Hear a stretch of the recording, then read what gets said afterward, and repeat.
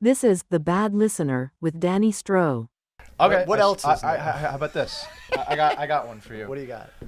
I just started taking guitar lessons. I figured this is a music podcast, and Okay. I'd show you. All right. I think I've been playing for it's been 4 or 5 months. Oh, all right. So I So, bought a guitar during COVID, and I tried teaching myself, but I kind of quit because I just couldn't figure it out. I've been playing piano since I'm like 17, like not classically, just like YouTube. My grandma taught me a couple songs, and I love it, and I've been doing that ever since. Anyway, I bought the guitar during COVID, and I just failed like miserably. I just couldn't like get it down. It's a totally different, obviously, instrument. but were you taking lessons or you were doing No, it? I didn't take lessons. This isn't. You were this just is- trying to do it yourself. I just bought one for like $200, and I was Yeah. like, let me see if I can learn a few things. Right. And the theory, I know some music theory, so that stuff does translate, but the actual instrument, and it's just so much different. So anyway, Yeah. so I started taking lessons at Rustic, on like Richmond Road, pretty right. close. And I'm not. If I play something, I learned some Dark Side of the Moon. Okay. If I play something, I'm not trying to pretend I'm a professional, but it's kind of cool to just hear some of the sounds that's what it sounds like on the record, sort of. Yeah. And I'm playing it on an acoustic guitar. It's just fun. It's a lot of fun. It's been a good new hobby to get into. Yeah, it's a daily great. life. It's a hobby I wish I had time for now, or I wish I grasped when I was a kid, because my parents they bought me multiple guitars as a kid, and I just never. I don't know if it was it's like the rebellion thing, like screw you, mom and dad, don't tell me Okay. what to do type of thing. I'll find my own hobbies. Which it was just weird because I was always into music from a young age, but because I felt like they were pushing it on me, I felt the need to push it back, I guess. So I never learned an instrument. Okay. Or I just thought it was not cool. Cool kids don't learn instruments. You know what I mean? All right. I'm not a band geek. All right. Well, it's funny. My dad wanted me to play piano, and I didn't. So you didn't take piano lessons as a kid? I didn't take lessons. My grandma just had this big grand piano in the living room, and we would just mess around on it every once in a while. And it wasn't until I was in high school or I'm 17, and I was like, I kind of want to learn something. And she taught me my first 2 songs, and then I just started YouTubing after that. Oh, okay. But my dad was the opposite. I told him I had money, I had money to buy a guitar, and he was like, I didn't have a job at the time, and he was like, perfect the piano first. And he was like, I was like, but I have the money for it. He's like, oh, okay, I'll go get a job. And I ended up working a movie theater, and I never picked it up. So now I tell my dad about this conversation, 16-year-old me, Yeah, you told yeah. me I can't buy a guitar. He's like, I never said that. My dad does that all the time. Could you remember things that they don't? Come on. And I'm sure, and when you look at it though, as a kid growing up, you probably only remember a handful of conversations, right? Stuff Fair that enough. sticks out. And they, didn't at the think same about time, have had thousands of conversations with you throughout your life and their life. You're both not going to remember the same conversations. I didn't think about that. You know what I mean? Right. My dad probably remembers stupid conversations that me and him had that I don't remember, and Right. I'm sure things that stuck out to me that didn't to him or whatever. So it goes both ways. But it's funny. He also was like, I don't remember that at all. Yeah. I'm like, Yeah. Oh, I remember that. well, I remember. No, that's So- really cool though. But what? So you're taking the lessons at Rustic, but you Yeah. didn't want to try YouTube lessons, or you tried? Well, that and, was what I did. I don't know, what is it? 5 years ago, 4 years ago now. Oh, that was And what I you would feel did. You did this YouTube This during was 5 COVID. years ago. I tried, and I was like, Oh, I'm just okay. not getting it down. I need Yeah. someone to kind of guide me a little bit. Right. And it's been going really well. It's super humbling. But the thing I really like about, and this is I'm just piano and guitar. It's not like I know a million instruments or anything. But what I like about learning how to play something on an instrument is it makes you realize how difficult it is to be a professional. Oh yeah. I go to these concerts, even live, local bands, live music, and I'm not even listening sometimes, I'm just looking at their fingers, how they're moving. And I'm like, oh my God, that's so hard. And they're just hitting it perfectly every time. Whereas, I'm going to play something and it's not going to sound perfect. And you're like, that's not even, I'm going at a toddler speed, Right, sort of right, thing. And right, they're just right. melodically just going up Yeah. and down the fretboard. And it's it makes you really appreciate what it is. It's not just a sound, you're pressing a button and and it happens. You have to make it. Yeah. Every second you need to make something happen. It's pretty Yeah, cool. yeah. And then you hear stories like, I think it's like I always forget everybody's name, but the guitarist from Metallica, like who never learned how to read music. Okay. Like everything he did was just based on sound. Okay. Show off. I mean, it's pretty wild. But then I guess it makes sense. Like if you never have to read music and you're just going by sound, like if you're writing your own music, you don't really need to read it, right? Like I get. I mean, how do you?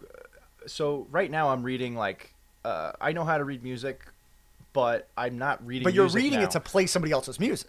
True. You understand what I'm saying? But like even for, I don't really know exactly how he figured it out. But like right now I'm just looking at chords. So Well, I'm not really reading the music. It's just like he might have known he's playing like this is what an E major By chord sound. is. Yeah. And then he plays it. But yeah, I mean, he must have had some sort of way of writing things down, but it wouldn't have been that traditional like music note. I mean, maybe unless he had it all in his head. Yeah, I don't know. Maybe I mean, who knows? He had his These own people that are- language for it, yeah. but I just thought it was wild. I'm It like, is. You can probably like, but I think a lot of like great guitarists, you can probably like play like blindly play a note on a guitar and they'd be like, oh, that's E minor, like you know what I mean? They Because off probably- the sound, they're like Yeah. they're so familiar with the sounds of a guitar that they're Yeah. able to know what the note is just Right. by So, you know what I mean? so he probably has perfect pitch, which is just when you know what, like you said, like what the sound is, just listening Right, without right. looking. He probably has that. And then these pros that are like major league players are probably geniuses. You know what I'm saying? They're probably there's probably a genius level to them. I don't know if it's a genius level. I think it's time on the tools. I think they dedicated their life to playing sure. one thing, and they're really, really good at that one thing because they put their heart and soul into it. And I think it's the same I'm for with you on that. anything. So yeah, sure, but I think I'm not saying that they're not working hard. I'm just saying like if you're I the think lead guitarist, Van Halen, like there's something special about you that I don't think if I practiced for 20 years, I could sound like that. Maybe I'm wrong. I mean, maybe. I don't know. I don't Yeah. know. I mean, I think the real or if you want to call it genius, comes into it. Would be writing the music. I mean, that to me is like mind blowing. There you go. People can There you write go. music. I'm just copying that's right now. right, exactly. I'm like when I hear that, like Ozzy Osbourne wrote the first Black Sabbath album when he was 18. Yeah. I'm like, that is Yeah. insane. Like, dude, how do you even comprehend? At 18 years old, he wrote one of the best Yeah. metal albums of all time. At 18 years old. What was I doing Yeah, at what was 18? I doing at 18? Not that. I was like, I'm trying to get laid. Not, And- yeah. I'm definitely not. Even if I was playing music, like how many 18-year-olds could just yeah. first album? Let's write the greatest metal Well, album of all well, this- time. to- Something to- that amazing. To my is pretty point, that's wild. That's a genius thing about him. You know what I'm saying? Like, Yeah. I'm not saying he wasn't working hard, but like he's special. Well, part of it's genius. Part of it's like what I always try to say about art is it's an expression of some type of deep feeling you have, right? So I think like they always say like the greatest artists out there are the most like tortured souls. Like they have the most trauma or stuff that happened to them, and which is why they can express their sorrow, pain, happiness, whatever it is, through music in such a way that's really beautiful, right? And so it's he could have had an actually very troubling childhood, and that's what was made him able to write that album. I don't really know. I haven't read any autobiographies or biographies on Ozzy Osbourne, so I don't know what his childhood was like or what his whole story is. I mean, you would imagine there was something not great, but who knows? I mean, that's just the whole thing. Like, if you say music is not just something that anyone can do, because you have to have such a deep feeling about something, and music is kind of like that outlet for them. So they're able to write this music to get those feelings out. Like, and that's for all art, really, for painting and sculpture or whatever. It's this an immense feeling. It's an expression, right? Mm-hmm. That's why I hate when money gets associated with art, because it kind of throws off what art's supposed to be. Like, you can't. It's not. Now you're making a it's not a product. monetary It's not art exchange. anymore. Now it's a Yeah. product. Like, you know what I mean? Got you. I have a funny story about Ozzy, and I don't know. I've never done this before, so I don't know if you have a structure when you want to get into. Yeah, something. I don't know. But there's no structure. okay, all right. There's no rules. I in 2003, so I guess I'm like 11. No, it must have been earlier. I think I'm like 10 years old, and my dad had a friend had like box seats to like see Ozzy Osbourne. Mhm. So I went. I'm keep going back. I think I'm 10, and my brother's like 7, and we went to see Ozzy Osbourne in concert. That was my first concert. Oh wow. And at the time, I was pretty heavy into Santa Claus. You know, very big believer. And it was December 23rd. Okay. And they had on the stage they had like Santa Claus on a cross. Oh and my then later God. in the concert at like one of the like epic songs, they lit the whole thing on Oh fire. my God. And I'm like, what the hell is happening? I'm like 10 years old, and I'm like, Dad. My mom was So flipping out. your dad was a big Ozzy fan, or? No, I think he just had a friend that and had his tickets or sister got something. box seats to things Okay. like these, and All right. he was, I guess he just brought me along. That was the first concert I ever went to. That's pretty funny. It was pretty awesome experience. Yeah. Yeah, that's pretty funny. Mm-hmm. But Yeah, I didn't go to concerts. I think my first concert was when I turned 17, got a Okay. car, and drove myself to a concert. that's awesome. I haven't been to many, but I'm trying to go to more because I realized like after I went to like who did I see? I went to Creed. I went to Creed in November, which was fun. Creed? I went there too. I was probably at the same show as you. No, I was in Austin, Texas. Oh. Yeah, it was for, Wait, for a bachelor November. party. He was here too in November. November, though. Yeah, well, I saw him think- at Madison Square Garden in November. It was It- actually the day after Thanksgiving. Okay, this is probably the week before that. Okay. And I went to Austin, and I still like their music. Like some of the songs are just like it pumps you up, whatever. But I became a bigger fan of Three Doors Down after that concert because they Yeah. opened for them. Yeah, they're really And good. They were awesome. Yeah, they were good. Crushed it. Yeah, they were really They good. crushed it. They're really good. I'm not a huge fan of Creed. In my opinion, Creed's one of those bands that I know. They get a bad rap. No, I don't even think that they get I mean, whatever opinion you have about them outside their music, I just think they only have like maybe 3 or 4 in my opinion really good songs, and then like everything else is kind of like whatever. Right. But my dad is a huge Creed fan, so my Okay. dad bought these tickets and then came to me and was like, "Hey, do you want to go see Creed with me?" I'm like, "What am I gonna say? No." I'm like, Mhm. "All right, yeah, let's go see Creed, whatever." Yeah. And it was a good time, It's funny they Yeah. have such a cult following though. Like they were able to sell out Madison Square Garden. It's Yeah. pretty nuts. Yeah, I mean, I remember singing them and like trying to imitate his voice when I was a teenager. Yeah. And yeah, like I think that it's funny because they're not Led Zeppelin, No. but people make it out like they're so great that's the part that I think people shit on is that they all right, relax. They're fun, Yeah. but they're not Led Zeppelin. They're not like the greatest, but it is entertaining. And like I said, the performance was interesting because it was very showy. Yeah. And Yeah. when I became more of a fan of Three Doors Down because he was so humble, the lead singer, Right. and so down to earth. He was like, I had my Jewish friend. One of my Jewish friends was with me at the concert, and Oh wow. he was like, "Jesus loves you. He lives every one of you." And I looked at him. I was like, "Jesus loves you, man." And he was like, "Get out of here." But it was like, I'm not that religious, but when he said that, Yeah. I was like, "Wow, like that was really nice." Yeah, it was cool. I didn't know that they were actually like a Christian band like Yeah. that. I just thought they were like a regular band and opening for Creed, and it was cool to see them Yeah. give them speeches like that. Yeah, Mm-hmm. yeah, I thought it was a pretty cool concert. It was a pretty cool experience. I obviously don't regret going, but Yeah. it doesn't really change my view about them. I still think That's they're a mediocre '90s band. The greatest mediocre 90s Well, my band dad ever. wants to come on, but he was like because we were talking about it, like he Yeah. was like, I'm gonna come on, but I'm gonna pick a Creed album. I'm like, okay, go ahead, Right. knock yourself out. Right. That's pretty funny, man. I'm not gonna tell you can't pick a Creed album. Oh, all Pick right. a Creed Yeah. album. Yeah, it's listen, fine. it's just one show. I mean, I think I would cut the. No, I don't. yeah. I think I would. There is a line I'd have to. If somebody wanted to come on and do like a Backstreet Boys album, I'd be Mhm. like, all right, you're not coming on at all anymore. Forget it. Got it. I don't lose my number. It's not what the show is about. No, because you can't even. I can't even entertain like finding something to compare it to. Like it would just Right. be too much. You know what Right. I mean?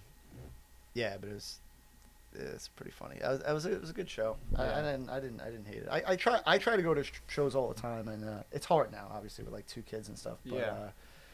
I can't imagine. Yeah, I it's can't. I try to go to like one with like every 4 months, I think we do it. It's Phil buys tickets for us, so it's like me, Phil, and Hugo go, Cool. and one of Hugo's Phil's Yeah. friends, Vinny. Yeah, I would jump in on one of those So he shows. was like, he'll just buy 4 tickets and be like, "Yo, let's go to the show, whatever." That's and cool. it's weird though, because it's funny. Not that I love going to see all these artists because he's on top of it. I after Hunter was one, I think I stopped even looking to see who was playing because I was like, I don't have time to do this or Right. whatever. But it's kind of cool because he kind of like, hey, they're playing, I'm buying tickets, let's go. And it's like, okay, I don't have to do anything. I'm just like, all right, give me a date and Yeah. I'll give you the money and we'll Right. go. And, Yeah. so it works out. But he always picks like big artists to do. So when I was going to shows, I would never do stadium shows. I Okay. hated going to stadium. First of all, you're paying how much money? A lot. And you could barely see them. You know Mm-hmm. what I mean? Like it's merch is through the roof. It was like a million reasons I just didn't want to go to like MSG or like these huge Barclays Center or whatever. So I always found like smaller venues where there were bands that playing that I liked. Like I like going to the Warsaw. The Warsaw is an awesome venue. I just went to the Brooklyn Paramount for the first time. That was a really cool show. I'd never been there. That's actually a beautiful theater. And it's little places like that where it's like kind of a more intimate show where you're closer to the band. The music is more, I don't know, just it feels more like you're at a show and not just like sitting in a seat a mile away from where they're Right. playing or whatever. And paying $1 million, like, these tickets are like $30, $40. I go to the shows. It's Really? nice. Okay. Yeah. Well, it's funny you mentioned Phil and Hugo and whatever because Vinny. I saw him at a concert. A Oh, big stadium really? concert. This was like because I've been trying to remember the name of the band. I'm brain farting. It's a huge band, but I saw him at like PNC. Right. I just bumped into him randomly. I went Oh, with like wow. a different set of friends, and I saw Phil there. I have a picture of him and Shep. Okay. So this was probably a while ago. It was yeah. like maybe 2 years ago. But Oh, it, yeah? It was standing in line to see the show tonight. Oh, Who the hell well. is that? By the way, That's Red Hot Chili Peppers. Red Hot Chili Peppers. Yeah. I went Oh, to see yeah, them. yeah. I went yeah. to see them. That was kind of like right before we started going to shows because I remember Yeah. they went to that. Actually, did he ask? I can't remember if he asked me to go to that or not. Mm. I might have had something going on. I might have been in Florida at the time because I remember it was like in the summer or something. Yep. I don't remember exactly, but I remember him going to that, and I remember them telling me about it. I do remember that, yeah. I learned about the concert rules that you can't. I think Norris told me about this. You can't. You don't wear the shirt of the band. I never do that, yeah. That I heard you're that at. when I was very I've young, heard that. and I've never done it. I was new to going to concerts, so I was like, okay, cool, noted. I went to a bunch of. I think I saw Billy Joel like 3 or 4 times in the last 2 years. Huge Billy Joel fan. But You did tell me you know, that. you're not gonna wear Billy Joel shirt at his own concert. So then I had, I was at Pearl Jam. I got the shirt, and then that was in Camden, New Jersey. And then I was like, all right, I'll wear that at Red Hot Chili Peppers, and then whatever. But I do have a picture of me at Red Hot Chili Peppers Wearing in the it. shirt I wore What, the Red Hot Chili Peppers? because shirt? I didn't want to carry it anymore. Oh, But anyway, okay. Yeah. and speaking of, because before we were talking about like it's writing your own songs. Yeah. I tried writing a song, and I was like, I'm copying Pearl Jam. Like, there's no originality here right now. Yeah. And I had to toss it. So I'm still in the copying phase right now. Yeah, I mean, listen, even if it's just for fun, who cares? You know what I mean? It's fun. Yeah. It's an outlet. I mean, Yeah. It is what it is. I mean, I wish I ever had the time to do that and get into it. Maybe someday I will. Who knows? Well, you're doing. knows? I mean, I'm not setting up a podcast over here. Yeah, you are, so yeah. I do like to try to see how many plates I could spin at the same time. I have a problem. No, it's funny. I don't I can't do like nothing, and it's funny like when Trevor was born. I just was home for weeks on end, and I was like, I gotta do something with this time. I have all this time. I'm home, and That's like awesome. at that time they sleep all day, so Right. you don't really, Right. You feed them a bottle, they sleep for like 3 hours, they wake up, you change them, feed them a bottle, they go to sleep for 3. It's Right. like, so you're not really doing a whole lot. And I was kind of like, I'm home, I got time, and I think I ran into like the 5th person who told me I should have my own podcast, and I'm like, all right, Right. I'm just gonna do it. Right. That's something that a lot of I hear this from a lot of male friends. Start a podcast, and we'll be just having a nice conversation. You should start, and then it's like, yeah, because what we're talking about is funny and we're having a great time. Why wouldn't someone else want to listen in on this? But not many people actually put it together. you know? Yeah. Or listen to them. No. It'll happen. No. I'm it'll not. happen. Listen, I knew it from the beginning. I was like, this is just a project. I was like, I just do it to have fun. Right. And there were a lot of. I mean, the other thing I thought was cool was I have young kids now. Someday I won't be here anymore, but imagine they have 1,000 Videos of you. episodes that they can I watch. You think know what that's I mean? pretty- And that's then like- their kids can watch. How wild is that? That's like right? Jor-El Superman shit. What's Jor-El? Jor-El, that's What's Jor-El? Superman's dad. Oh. And the fortress is. Oh, come on, I you don't don't know? know. All I'm right, not. well, I might have to I'm start not a the Marvel the guy, you Mar- know. That's it's DC. It's not Marvel. Whatever. Anyway, that's even It's funnier all that you same. picked the I don't wrong even thing. know. So I might have to start What the is that? Superman Star Wars? podcast. Okay. So what is that? Dungeons and Dragons? Well, don't they have It's- Kevin Smith probably has something like this. He has his own comic book show. I don't right? know. I don't even know who Kevin Smith is. I'm not like. He's the guy. That's his name, right? He's the guy who he made Clerks Oh, okay. and Jay and Silent Okay, Bob. okay. He's Silent Bob. Got it. But he's a big comic book guy. Like he's Okay. obsessed with so he I think he opened his own comic book store and then made a show. There's a show on TV. I forget what the name of the show is of his comic book store. That's cool. Because he was like so entrenched in comic books and stuff like that. But I'm sure he probably does some type of. I know he's on a bunch of podcasts. He probably does some type of podcast Right. thing too. But well, yeah, I mean, well, that's- the Jor-El reference. Okay, what's the Jor-El with reference? I'll your get back to that. kids watching your videos? Basically, Superman's dad is Jor-El, and he gets sent to Earth from however many light years away. His parents are long gone, Right. but his dad had the super sophisticated technology, and he could basically ask his dad any question, and he's looking at his dad's speaking back to him, and he's basically with his dad, but not because his dad. Okay. So. Okay. If you watched Superman, it Right. might have made more sense. Okay. Yeah, It probably would have. Yeah. Yeah, and Sorry. a new movie is coming out in July, just so you know. Superman movie. Brand new. Yeah. Okay. So I'm pretty pumped. So this What? this album that Your album or the album that I picked? the one you picked. Okay. Wait. Let's How do this? yours first. Okay. Because you're the guest. Okay, so you hang on. picked. So why don't we go? Why don't we? You don't. You want to play a song right now? No. Oh. Relax. I'm not. I told you, I'm not that good. I just. No. Like, I brought this. I took notes. Oh, you took notes. And I brought this Yeah, for you. it's not that serious, but okay. Oh, thank you. Wow, this is cool. Yeah. That's I don't nice. know. It's nice of you. It's Yeah. my first gift. Thank you. Yeah, I gotta Um, bring a gift. Well, And this so- wasn't serious. This isn't even the Pink Floyd notes. I just figured we'd talk about it, but I was like, so basically, I picked Pink Floyd, Okay. and then you picked an album that you thought Yeah. goes with it. Yeah. or- So the way I try to do it is I try to pick something that doesn't sound exactly like it, even though if you tried to pick an album that sounded exactly like Dark Side of the Moon, I don't think you'd be able to No. really find one. Right. But I try to pick something that maybe the listener hasn't heard and is very comparable to it, at least in some type of way, whether it's in a more modern way, depending on the time period, or that if you truly liked the genre of what Pink Floyd did in Dark Side of the Moon, then I think you would at least appreciate if you didn't like the album that I picked. Got it. So I figured, I gathered that to a degree. Okay. And I was like, what the hell is Polygondwanaland's gonorrhea? I'm like, what is this? And I'm like, and I know your taste in music, like you're listening to stuff. I've said this like years ago, like where do you even find out about this stuff? Because I don't like, I listen to a lot of old stuff. I don't listen to like the radio anymore. Yeah. But I know you were never like really listening to the radio, and you're No, finding yeah. all these things from like I don't know where. So when you sent me this, it was like not a surprise that it would be something out of this world and that I've never heard. But I listened to it I listened to it probably 5 times. Okay. The first 2 I didn't try to even listen to the lyrics, Okay. and I just wanted to like hear the sounds and like whatever they're trying to say. Yeah. And then 2 of the times I like looked at the lyrics, and then the Okay. last time I like took like notes on what the hell I want to figure out why did you pick this to match that. So I was like taking notes as to what I thought matched it well. Or Well, I was do getting from most of my matching is done based on sound. I don't like the way I look at music a little bit differently than I used to.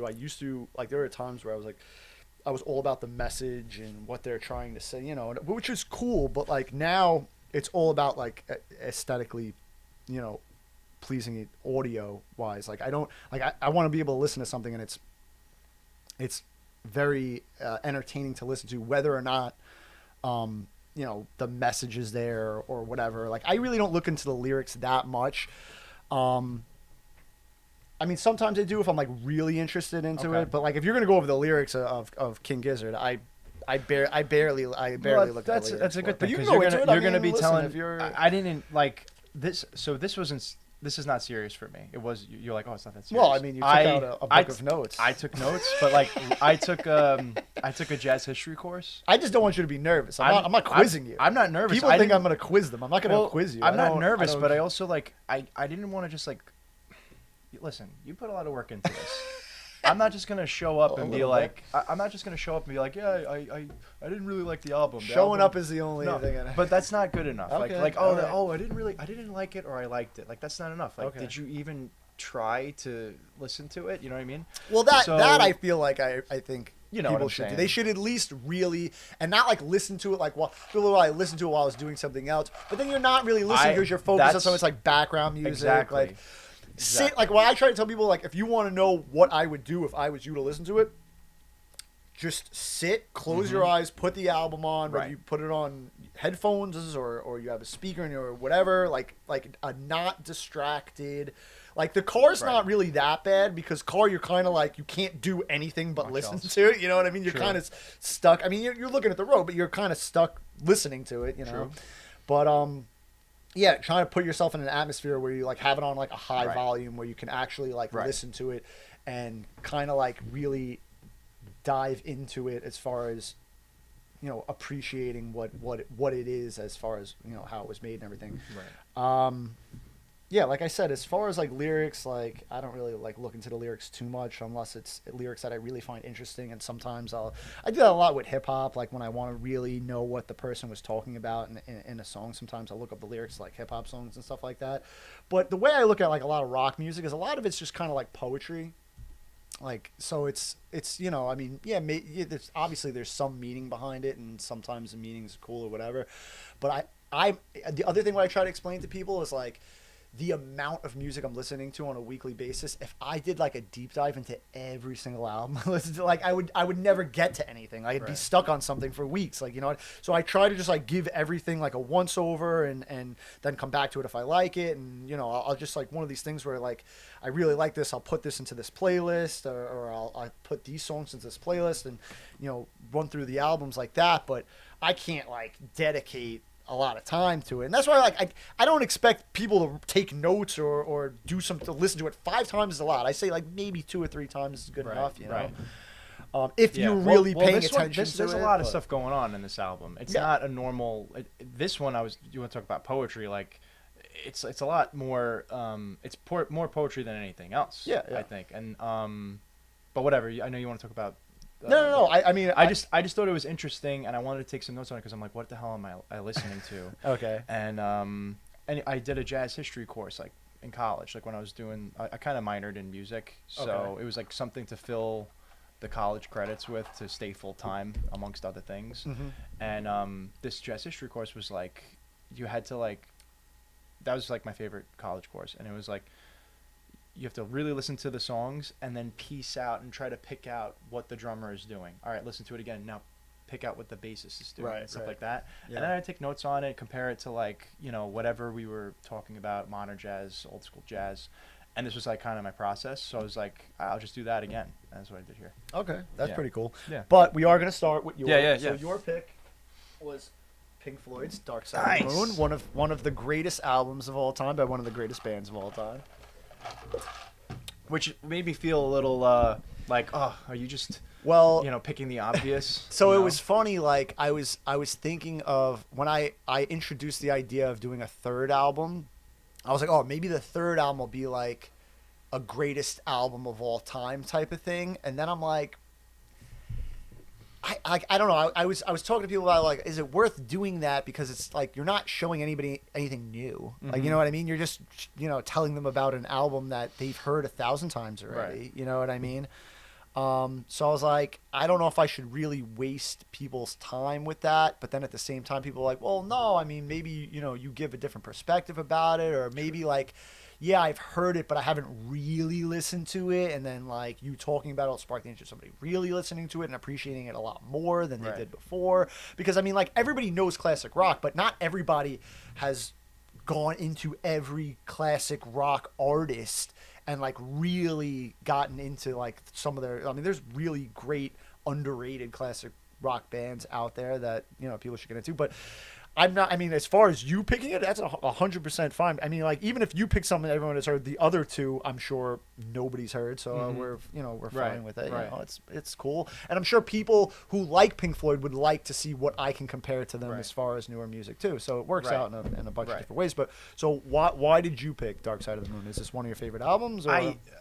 If I could get like a tattoo, I've just seen too many tattoos of it, so I can't. But it's just like it's so much fun to listen to. Oh yeah. And one of my favorite things about it is how it just flows. Yep. Into every song it flows into the next song. It's just and when I first started listening to it, I didn't know it did that. Because I had heard the song, you listen to Q1043, it's like they're playing money, they're playing time with no context. And you weren't around when the album came out, so it's not like you were, because that's the whole thing what people forget. Albums used to be made where, like in the 70s, before you're not skipping to the 7th song. You're not skipping to anything. It's not like the internet now. You're putting the record on and just listening to it all through and through. Yes. Like, you know what I mean? Yeah, you're not like people picking forget up the pin that was and a thing. It I mean, 20 minutes. maybe you are after you've heard it 100 times. Maybe you are, but at least on your first go around, you're starting that album from the beginning to end, and that's kind of how albums were recorded to be heard. Right. Like they were recorded to be heard, and a lot of probably almost every Pink Floyd album is a concept album where it was kind of recorded front to back to be played as one, one long thing. It's not chopped up like the pop album. The Wall is the same way. Exactly. Yeah. Right. That's what I was gonna say. So that's one thing that I liked about it. I don't know, like, I feel like people say you're gonna get drunk and listen to this, or you're gonna get high and listen to this, and I thought that was like the thing to do, and I messed around with that like years ago, and I was like, I don't know if this is just really works or it's because I was told to do this, but like. There's just something special about it. Like I was like, I don't want to listen to anything else if I'm like, in another state. I want to listen to this all the time. Yeah. And I don't know. It's like I feel like I'm on a ride when I'm listening to the song. It's just like, it's like an experience. Yeah. More than it's like, I'm not really listening to it to work out. I'm not listening to it to get anything done it's just like a meditative song for me. Or album for me, and I don't know. I listened to a couple of documentaries on it in the past, and they were just like way ahead of their time, using like the soundboard and things that like were very unique. Yeah. And I don't know. There's something very like angelic about it. I can't totally put my finger on it. I wish I could describe it a little bit better. They were, in my opinion, they were like way ahead of their time, and because they were so way ahead of their time, usually bands like that don't get mainstream success right off the bat because they're so like, especially like as being progressive rock, like it seems hard to believe that people accepted this as a great album, like it being so different from everything else that was out there. You know what I mean? Being progressive and stuff like that. I mean, I guess you had Yes and Rush. Rush was a little bit later, right? Yeah, it kind of blows my mind to think that people were able to recognize the greatness of this album, it being like so seemed like it was so beyond its time because it was progressive progressive rock like that, but yeah, it's a wild. Is this your favorite album by them? I think I would say so. I would say so. I listened to I love The Wall, and then I listened to like another album. I don't even remember the name of it. I was like not a fan, and I was so surprised. I was like, I tried listening to it a couple times. It was one of the later albums. Yeah, I was gonna say the later albums I could see that, but all their albums that came out, within like the 60s and 70s, I'd say are pretty amazing. But the reason I would say is because you were talking before about how I find music. So that was like a big problem for me for a long time because once like the radio, like especially when we lost like K-Rock, because when I was a kid, like you had K-Rock and you could kind of like hear new rock songs or whatever. You had Q1043, you want to listen to classic rock. You had K-Rock, you want to listen to like new rock. I couldn't figure out a way to find out how, like, what new music was coming out. Where do you find new Right. good music, right? Because it was like the radio's not playing any rock really that's new or good or anything like that. And I remember like the different ways I was finding. Like I remember one way was like I realized that if I looked up like who was playing, like the history of who was playing as the musical guests on Saturday Night Live, I found like bands that way. Like I think that's how I found out about like the Arctic Monkeys and like the Strokes and stuff like that, because I was like, okay, this band played for them, like because I had no way of finding out like what good bands were coming up. And then I found a website, I think back in 2014, I found a website called Album of the Year. And Album of the Year was a really cool album, I thought, a really good website. It was a really cool way to find new music. They always had like, I actually still use it for, their page for new releases is really good, the way they do it. Like they have a new releases page, and I don't know if you know this, almost every big or album comes out on a Friday. So if I would just go on a Friday and go to their new releases page, and then they have them categorized by like how many people like already listened to it and like gave it a rating. Okay. So if like 100 people gave this album a rating, it's like 2:00, like it would be at the top, and then it would go down from there. Like because believe it or not, like 500 albums come out every week, whether you know or not. Right. So that was like my first way, and then I found rateyourmusic.com, and as horrible as these names are for websites, rateyourmusic.com is actually an amazing website for finding music, because they let you go into like different genres. They're really they let you go like through everything in the album. They tell you everything. It's extremely detailed.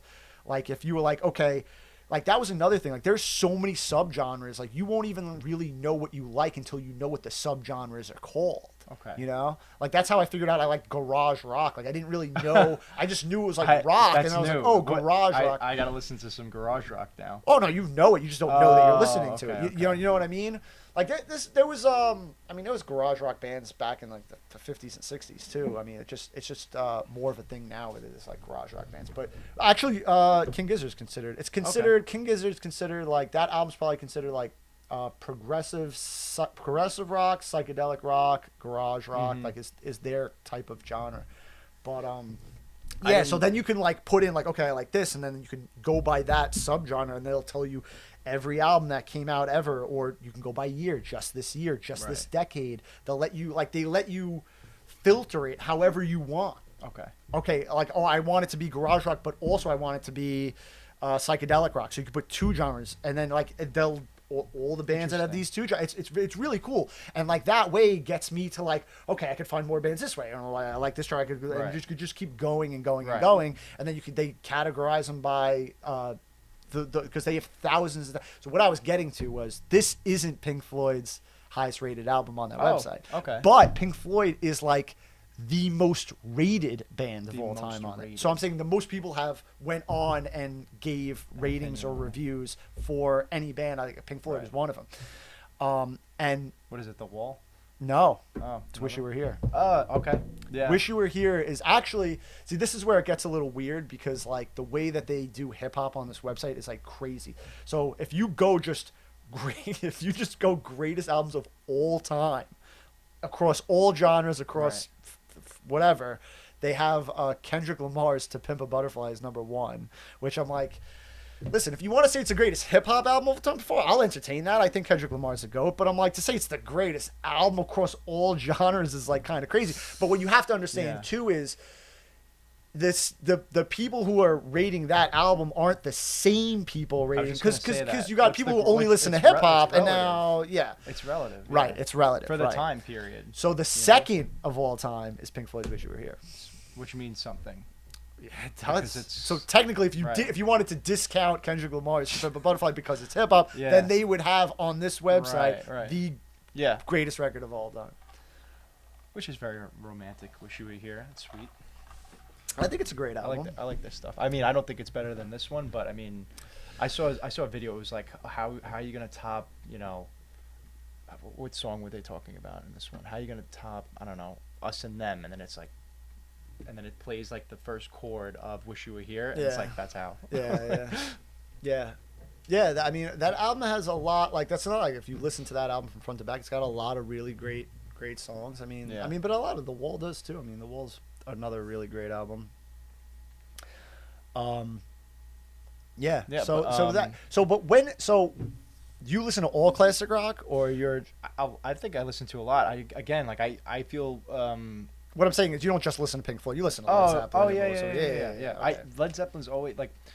Stairway to Heaven is always like the greatest song on Q1043's like website, and I'm can't go by that. Yeah. I don't think it's the greatest. It's like every year if you want to bet on it, like bet on Stairway to Heaven, and it's like I read the lyrics to it. I'm like trying to decipher what are they saying. It's a great song, but then I listened to a few interviews. They didn't even know what they were saying. He's like, oh yeah, everybody just makes stuff up. I'm like, what? That's your best answer to what? I'm trying to decipher it, take notes. He's like, yeah, we were just. I'm like, these guys were just high. They just made this song. It's a great song, but I think it's good. So you know what's funny though? The fact that people. This is why this is the bad part about having a song like that.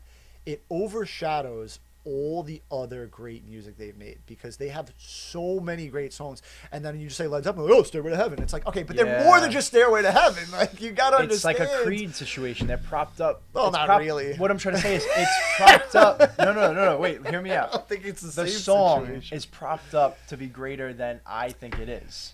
Well, here's the thing. When I first really, here's my thing. This is why I was, but what I was trying to get into is, I never was into classic rock until I was like in high school, right? Like I heard of classic rock. My dad only listened to classic rock. So anytime I'm in the car with my father growing up or at home, all he played was classic rock music, Led Zeppelin, Rolling Stones, The Who, The Kinks. He loved all that. Pink Floyd, all that stuff. So I knew all the songs. But again, that was part of I don't like my dad's music. Like only losers listen to the same music as their dad. Like, right. That's what it's like when you're growing up. And then it was funny. I remember being in high school and guys would be like, oh man, Q1043 is doing their top 1043, and they're like, yeah, you got what's gonna be? And I remember them talking about it. And I'm like, yeah, I'll go home and listen to it. And then I got so into it. But I remember at that time, listening to Stairway to Heaven and actually thinking it was such a great song. The problem is when you hear it 1,000,001 times. I feel like that's the thing. It's like, I don't care what song you pick, whatever song's gonna be at number one. Right. After you hear it 1,000,000 times, you're not gonna think it's the best song anymore because you've heard it way too many times. All joking supposedly aside, that's off votes though. No, true. Isn't that supposed to be off? Like you can go online and you can vote for the greatest song of all time. It might be rigged. Who knows? At this point, you would think it is. As much as I'm like, we're bringing that song down. That's the first song that I learned on the guitar. Stairway to Heaven? I was like, I gotta learn this though. Well, it's funny. It's so nice. I remember, I forget who exactly, but I remember because I have the Led Zeppelin tattoo. People are like, oh, Led Zeppelin, you think they're like the greatest band of all time? I'm like, yeah, I do. And they're like, yeah, I do too. But I could live without hearing Stairway to Heaven for the rest of my life. That's so funny. It's so funny. That was a joke. And it's true. Like, if I never heard the song again, I'd be fine. I wouldn't complain if they said I couldn't hear that song again. What movie is it where like they're like no Stairway to Heaven? It's like a spoof. It's an SNL spoof with Mike Myers and Dana Carvey. Is it? Right? I don't know. I do remember that though. Whatever that skit is, they made that SNL skit into a few movies. Oh, no. You're talking about Wayne's World. Yes, it was Wayne's World. It was Wayne's World. And he's in the guitar store and it says... Yeah. Yeah. In the guitar store it says no Stairway to Heaven. No, it was because they had the guitar to try to play and it said no playing Stairway to Heaven. Right. Funny enough, like that... So I told you that's the first song that I learned. So... And that might have been the first music podcast. Which one? Wayne's World. That's what it was, right? Well, it was a TV show, but that was before It was them sitting on a couch talking about music, right? We should do it like that. We should definitely do it like that. We should dress like that. Yeah, we need a hot Asian chick, and right, and we got to change our wardrobe. Really just like Eric. Yeah, but yeah, it's It is a fun song to play. But anyway, it was the first one I learned how to play. So now I'm going into these other guitar stores because now I'm addicted and I have like 3 guitars now. So I'm going to buy the next guitar. I'm buying basically like a guitar a month.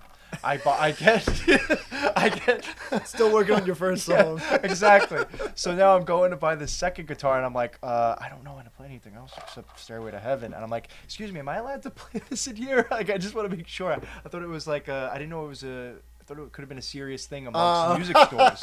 Like, you out. like don't wear the T-shirt of the band that's at also the not a concert. serious You're thing. out. That's just a thing. Yeah, funny, right? Yeah, that is funny though.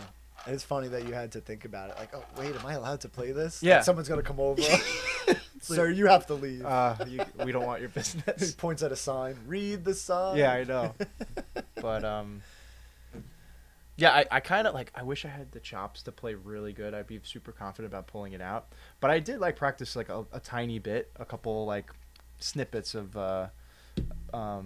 Breathe and Time. Okay, that's cool. Well, my So- question was, when did you start getting into Pink Floyd? Like, Oh, sorry. I think I heavily listened to them like during COVID. oh, really? Yeah, like So- I knew the So songs. for 5 years, you've been listening to I knew the music way before. Oh, but okay. I didn't listen into to it it. front to back. Yeah, yeah. I didn't know that it flowed into, Yeah. I loved the music, the song Time Mhm. for about, what, this is redundant, but I loved Time for a very long time. And I just never listened to it like fully, and I Yeah. didn't really think about it until around like, 5 years ago, I Okay. would say. Okay. Yeah. All right. That's an acceptable answer. Yeah, thank you. Okay. Do you want to get into mine now, or Yeah, sure. Okay. I don't know. You have anything else you wanted to add? No, about not Dark really. Side? This album was pretty like interesting, and there's one song where I'm like, Danny, explain, because I just like couldn't. No, I have nothing to explain to this. So the album that I Okay. picked is Yeah. the name of the band is called King Gizzard and the Lizard Wizard. I was like, I was a tongue twist. I couldn't. I even tried. say You know, it. it's funny because they're one of my favorite bands that have come out in like the past 20 years. I just think Right. they're so amazing. But like to tell people about it, like nobody will take it seriously. I- It's like, oh, what's the name of the band? I'm like, Exactly. God damn it. Yeah. I'm like, all right, can I just let you listen to it first? Yeah. And the album is Polygondwanaland. Right. No, I had no idea what to expect. Based Yeah. when you yeah. sent, I told you before. When Yeah. you sent that to me, I'm like, what the hell is this?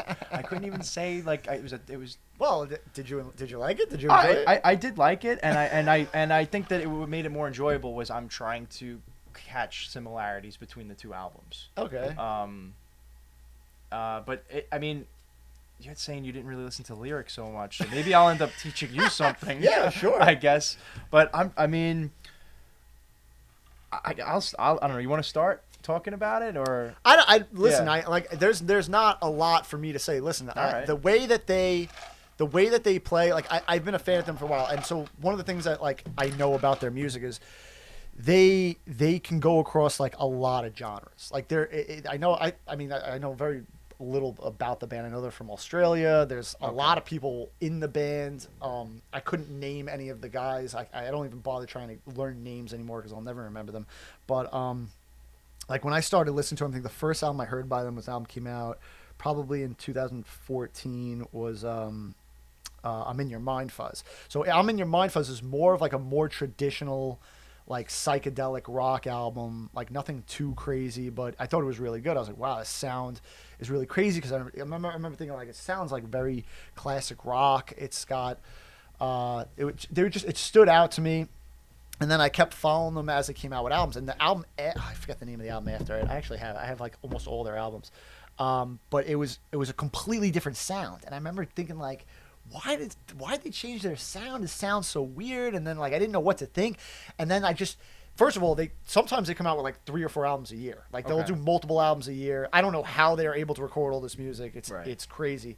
Because they're constantly touring too. Like they have the most recorded live albums that they've sell. I've never seen anyone record more live albums than them, and at the same time they're writing new music. So I've watched them go into like all these different types of albums. They made a jazz rock album.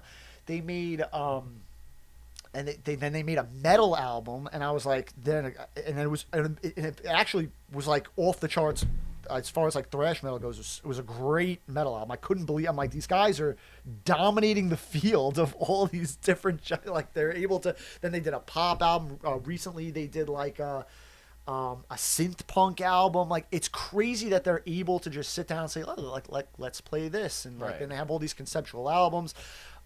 Their top rated album is Nonagon Infinity, and that album is super crazy because that album is a complete run through.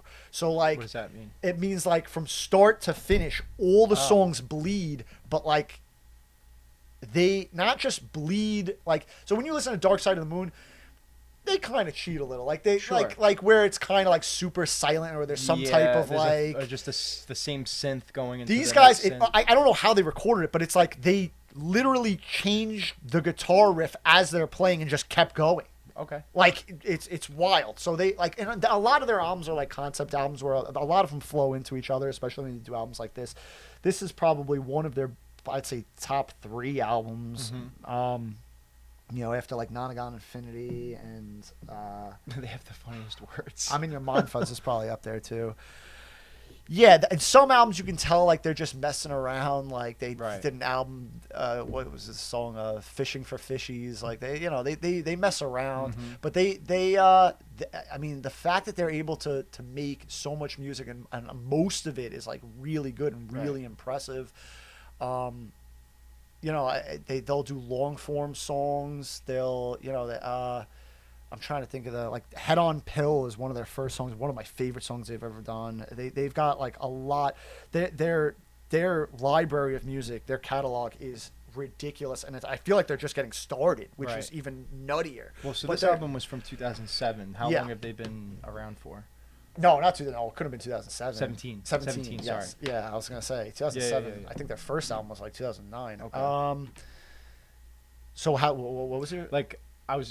You're how long they've been? Yeah, I think Yeah. they started in like late 2000s. So like their first recordings came out. They're still putting out 3 albums a year. Not every year. Okay. Some year there'll be one. I'd say they're putting out at least an album a year. I know they have a new album coming out in like 2 weeks. This is what we were kind of talking about before, like creating music, and it's like to just be making music like every year on the year for however many years, like decades now. Yeah. I mean, probably 20. This is coming on 20 years. Yeah. It's amazing. I'm trying to copy music, and it's a pain in the ass. You see what I'm saying? Now on top of it, they're making concept albums. They're jumping genres. They're dominating the genres they're jumping to. It's kind of almost like it feels like they're from another universe and just landed and like, hey, we're gonna show you everything we've. You know what I mean? Yeah. I always bring up I mean, it's going to be a recurring thing now. But there's a movie, Only Lovers Left Alive. You ever hear about this movie? I haven't. It's a Jim Jarmusch movie, but he the way he made it was really crazy movie because it's supposed to be 2 vampires, man and woman, who are like married, whatever. They're vampires, so they've been alive since like the beginning of time. Since like I think they tried to say since like the pyramids were built or whatever, since like the Egyptians or whatever. Okay. They've been the twist in it is like they live in Detroit, but they can't like really have any friends because then after a while your friends will know you're not aging, right? Like you know what I mean. So they can't really get close to anybody, but because they've been around forever, so they're like musicians. So since they've been around forever, they can create the greatest music ever, but they can't put it out because then they'll grow attention to themselves. This is funny. I like this. So the whole movie, it's like they're in this like house, like and it's just like they're writing this unbelievable, and they have this guy who's like I don't know if they tell you how they met this guy, but he's just like a fan of them or whatever. And so basically they record their stuff in their house and they'll put it on like CDs and they'll just give them to this guy and they'll be like, yeah, go tell us what people think of it. And the guy will come back and be like, they want a lot more. Like they think it's amazing. That's so funny. And they're like, we have to move. And they're like, is there any way you could play a live show? And they're like, nah, I don't think so. Right. Yeah, what would interest you if you're immortal? Like nothing really interests you anyway. It's and the guy would be like, I don't understand why you're not recording real albums and putting them out. Like everybody loves this. It's so funny. But so I always bring up that album because it's funny how it's like the idea of these greatest musicians of all time. Oh, well, that was the other reason I brought it up because in their minds, the greatest musician alive to them was Jack White. Okay. Like that's why they lived in Detroit. Jack White was originally from Detroit. So like there's a part of the movie where they like drive by a house and they're like, that's where Jack White grew up. It's amazing. It's like Right. And they're like 3,000 year old. which I guess is a little like 6,000. hat nod to Jack White as being like a great musician or whatever. But yeah, I thought that was funny. It's like greatest of all time. Like, okay. I was like, you know, I'm a huge Jack White fan. I don't know if I'd say he's the greatest musician of all time, but he's in the modern era. He's definitely up there. Definitely top 10. I wish I liked Creed. You wish you liked Creed? I wish they did. I mean, that would have been a little bit unbelievable. There's Scott Stapp's house. Oh, actually, I forgot to mention this. You're not gonna believe this, but I sang at a wedding with a wedding band 2 Creed songs twice. Yeah. Well, wait. What do you mean you sang? So my my like, best friend as karaoke? No, as with the band, dude. Yeah, I know, but you weren't part of the band. One day, sort of. so I mean, they didn't hire you. sort of. Okay. I might Tell me try it the whole out. story. I don't know. Back. So it's basically my friend, my best buddy Mark, he got married. I was the best man, and he had a live band playing for them. And I had like an idea, like I'm pretty musical. I'm playing the piano, or whatever. Let me call the band and see if I could get like a guest spot, and like do a song or 2 with them. So I had a plan. I was like, oh, and the backstory is we went to Creed. I told you in November. That was part of his bachelor party. And we were hyping up Creed. Creed's so great, haha, whatever. So I'm like, I'm gonna do 2 Creed songs at your wedding now. But nobody knew that. So I organized it with the band. I organized it with the DJ, whatnot before. I went and I did like a jam session with them, like a week before the wedding.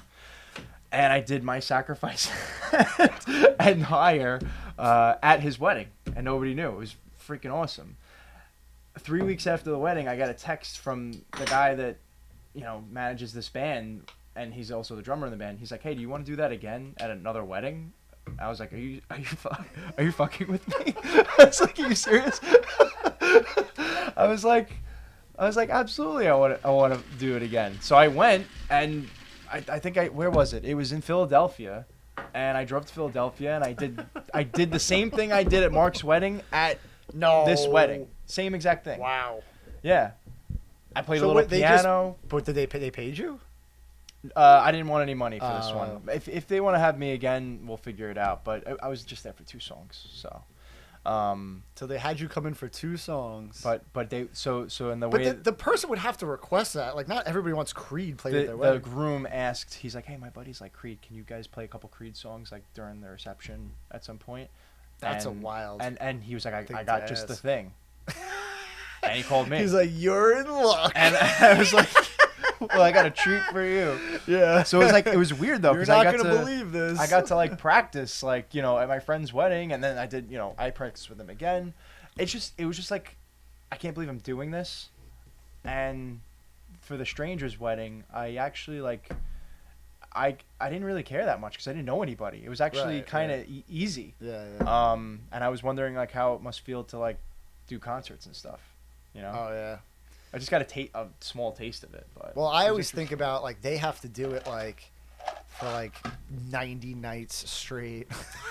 Yeah, my voice was messed up the next day. Like, I'm not doing it right. Whatever you're supposed to like do. I always think, I'm like, it's gotta be like, how does it not, like, you gotta find ways to not make it boring, because like, and a lot of these people do that, they do the same set. Like they have a set list and they're like, all right, the whole tour, this is what we're doing. Right. And they'll go on tour for like 3 months, and just, or like, even if it was every other night, even if you said every other night, not every night, which I know for a fact they do back-to-back nights, but Right. even if you said every other, like, at a time, you're like, all right, this is like, you're doing the same thing over and over and over. I'm like, in my head, I'm like, I don't know, man. I would get pretty bored of it, like, quick. Like, I don't know. All right. Well, I could tell you from this little experience, practicing the same 2 songs and singing the same songs is killing me. Like, I told them, I'm like, listen, like, next time, could I do something else? Because I'm going nuts. Like, I'm just playing. Just take requests. Hello, my friend, Ramita. I'm like, oh my god, I could see it getting very annoying, actually. Like, that's why I'm surprised that, well, I guess because they really kind of like have to all be on the same page is one thing, but like I was always surprised why more artists don't switch it up and say, okay, let's do these songs or put this one in the front or do a different order or whatever. Right.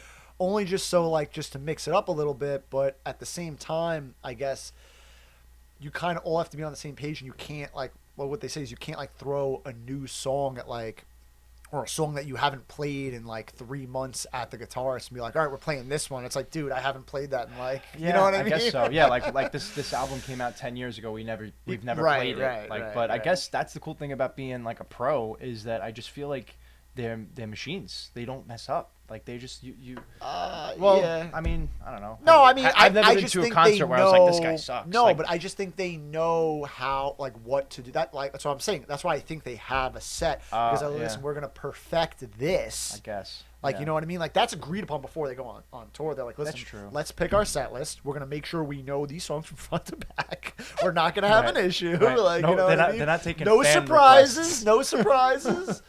And then I think they kind of like practice those songs before they leave for tour. Right. So they have like an idea, you know, because you can't like, listen, I'm sure there are some bands where like you can throw stuff out there and they'll switch stuff up on you because they're that good at playing their music. Like they can kind of get together a couple hours before, like, hey, can you guys all play this one? Let's all play this one. And like they can kind of throw a song. Right. Like I know even like when I saw Metallica, like they did back-to-back nights at MetLife, but they did a different set list each night. So they had completely different songs. So you would hear a completely different set. But at the same time, they've also been playing all of their songs for 20, 40 years. Longer. 80s, yeah, way longer. 60s, 80s. Yeah. To me, I still think like Metallica is like newer compared to like a lot of other. No, those guys got to are, be pretty but old. They're not. I mean, they got to be at least 60, no, right? Not. Yeah, it's just like I'm stuck in 2002. Yeah. No, I hear you. I forget too sometimes. Especially if you haven't like heard them in a while. Like it's like I remember God, like what band was it? I know it happened like Rage Against the Machine when we saw Rage Against the Machine and Korn. Like I forgot how old because I listened to Korn when I was like 10. I've been listening and to. I forgot how old he got. I'm like, Korn. damn, that was like 25 years ago. I'm watching MTV Unplugged like it came out yesterday. Yeah. I love it. I've been listening to a ton of Korn, and then that's the other thing. You're saying that they're doing these shows night after night. I sing Rooster like all the time. After I'm done singing, home. Yes. Yeah, no one has heard this. Not going to a bar. And I would love to try it. It sounds so good in the shower, but I can't promise what it actually sounds like. The acoustics are amazing in there. Okay, so after I sing that song, like my voice is fucked, and I sang one song for 5 minutes, and I don't know how it's incredible that that's an instrument, and I don't know how they have that longevity. Yeah, they can just keep going. I definitely think there's things that they do because I've watched a few documentaries, like the whole like honey and tea and stuff like this, where they take care of their throats constantly and so you want to laugh warm ups and stuff like that. I went for a freaking vocal lesson. Oh yeah. Before this last little gig that I did, I'm like, let me see if I could learn something. So I went. You know what the guy tells me? I'm not shitting on him because he's awesome, and I'm gonna take more lessons with him in the future. And we joked about this. He goes, yeah, like, you know, you got to avoid dairy because that could mess with your vocal cords. I think I heard that. Actually. So I said, okay, noted, thanks. Like, so I won't drink any milk before the concert. and then he goes, later on, another thing that's good for the vocal cords is like hot milk and honey. And I'm like, time out. You just said avoid milk. He's like, yeah, I did. And I'm like, I don't know what to do now. He said avoid dairy, and then he said drink milk. I don't think 10 minutes later would be the something with milk. But like, I know they do like honey and tea and stuff like that. Yeah. And there's but there are also a lot of things where people like destroy their vocal cords by not singing right or not knowing, I guess, exactly what they were doing. There's a lot of stories about that. Well, my brother listens to a lot of hard rock and like heavy metal, and he was like, "Don't try to sing that because you'll tear up your vocal cords." Well, I was saying that the lead singer of Avenged Sevenfold, that was happening. They had to change their sound completely because he like, you know, almost screamed, and I think they said like a blood vessel popped in his throat or something, and he couldn't do it anymore, and they kind of had to change their sound, but which was funny because I think it actually worked for them better. I think their first album after that, I'm pretty sure, was City of Evil. I think maybe it was. I don't remember, but I mean that was like one of their best albums. So I think they kind of What band is worked this out with now? Avenged Sevenfold. Avenged. Did you ever listen to them? Okay. They're a pretty, they're very popular, but a very good not so crazy metal band as far as like the genres go and stuff. I guess they're more of like alternative metal type. Well, now they are, at least after their first two albums. Okay. One of my buddies was in a heavy metal band that I work with occasionally, and These Three Poisons. Okay. They made like, they probably made more, but they have 2 albums on Apple Music. And I listen to it all the time. It's so good. I played it for Joe Silva, and he was like, "It doesn't get better than this in terms of like this genre. You should maybe check them out." I will. These Three Poisons. It's my friend's the lead singer, and I'm like, "Bro, like, what are you doing, bro? You got to get that band back together. You're so." They broke up. They're not even together anymore. I guess like, they just went their separate it's ways, hard, had kids, whatever it is. But they were good. Yeah. I mean, whatever. That's for another. That's podcast. kind of like the other theory is like, if you don't start the bands like when you're super young, like you have no shot of starting one older, because it's like everyone's already got their own thing going. Like, you know what I mean? Yeah, I mean, you could, even if you started a garage band with you and a couple of your friends, you got together like once a week. Like, what are you all doing? Quit your jobs and go on tour?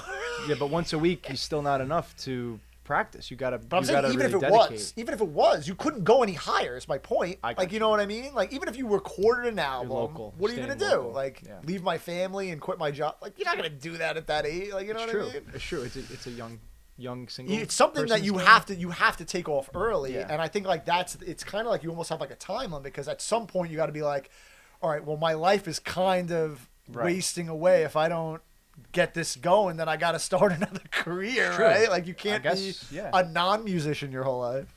You're right. That's why like most of these bands that became big, like they started as like a high school band, like early 20s, maybe. That's a really good point. College band. I didn't think about that either. I just like take it for granted, like whatever I'm listening to. And even at that point, those even at that age, that's still a big decision. You're committing your life to like, hopefully we get far enough to where I'm giving up my college opportunity, like, or whatever. Yeah.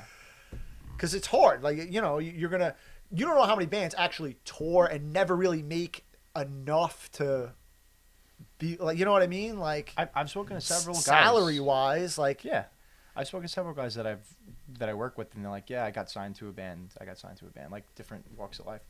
I was your drummer, I was this, I was that. We made a few records, and we got like, I don't know, and it just doesn't happen, right? Because like, this job came and I had to take it, whatever. Yeah. We weren't making any money at the time. Yeah. And the big problem also with the bands like that is it's a group thing, right? I mean, unless you know how to play every instrument, and I always bring this up, Dave Grohl recorded the first Foo Fighters album by himself. That's sick. It's crazy.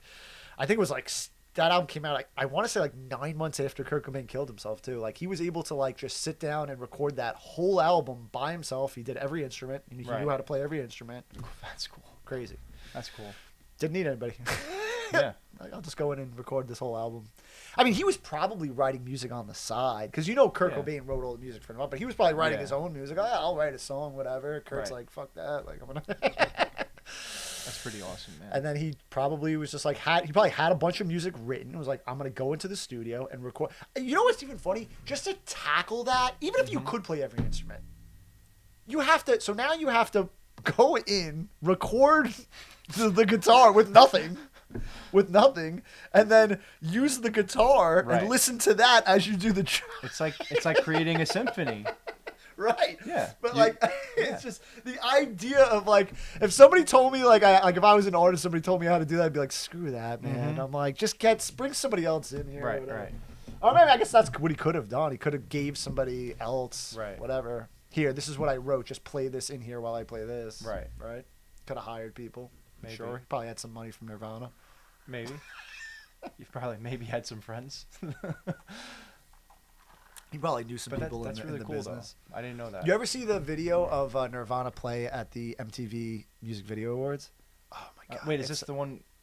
I saw one where he messes up on purpose Uh, because he was mad at the crowd or something. well, so at the end of the song, he destroys the stage.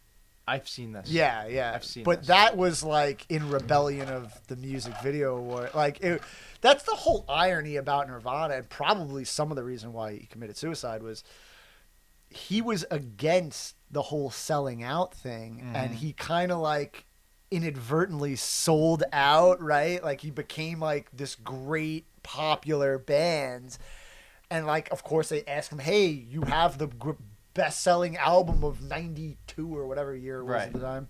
Do you want to play the VMAs?" And it's like, now what do you do? Like, this is everything I'm against. Well, right? So I think that was his way of like, yeah, I'll play the VMAs, Yeah, and I'll destroy everything up there. I get it. That's interesting. I remember seeing him talk about like how expensive the concert tickets were for like Madonna, and when they found out, they were like, "Geez, like we could get that much money for that," as a joke, because they were charging like $25, let's just say. Right. And then Madonna was charging like, at the time it was like more than 10 times the price. Yeah. And they were like, really, like almost like they were robbing people, you know?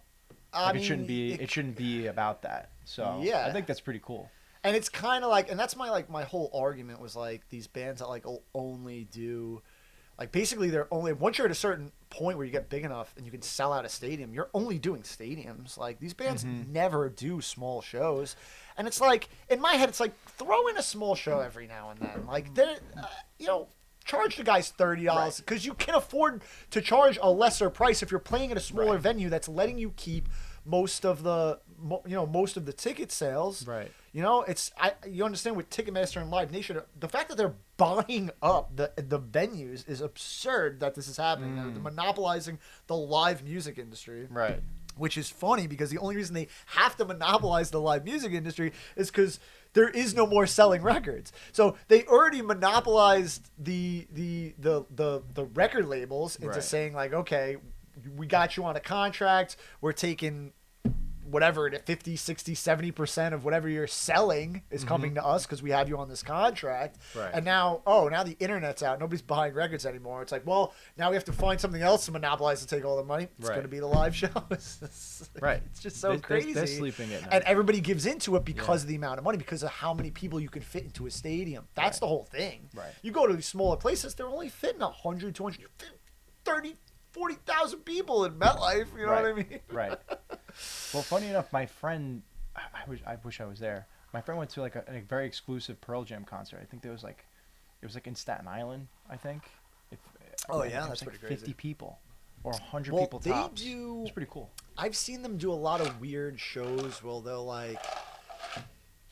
They do a lot of shows for like causes and stuff. So I know they do that, and then they have lottery tickets where they're like they do something where you gotta like email and try to get tickets through like some lottery system. So they've been doing that for a while. Pearl Jam is very into that way of doing it. But the funniest example was like I'm a you don't listen to country music, do you? Not so much. Yeah. So I'm a big Zach Bryan fan. So Zach Bryan, when he first started getting big, he had he started to realize and understand what Ticketmaster and Live Nation were doing as far as just taking all your money and you're doing these stadiums and they're owning these places and they're taking all your sales and blah blah blah. And he was very vocal about how much he was against it. So he was like, all right, I'm doing a tour. Well, first before he even did this tour, he made a live album. I'm pretty sure he recorded it in Red Rocks in Denver, Colorado, and he named the live album "All My Homies Hate Ticketmaster," right? And then he goes and does this tour, and he promotes the tour. He gets Theo Von to do the commercial. It's like this whole big thing where he's saying, "Hey, any venue that's associated with Ticketmaster or Live Nation, I will not be performing at. I'm only going to venues where I can sell the tickets through a different website, because there's other websites. There's Access, there's whatever, Dice, there's all these others.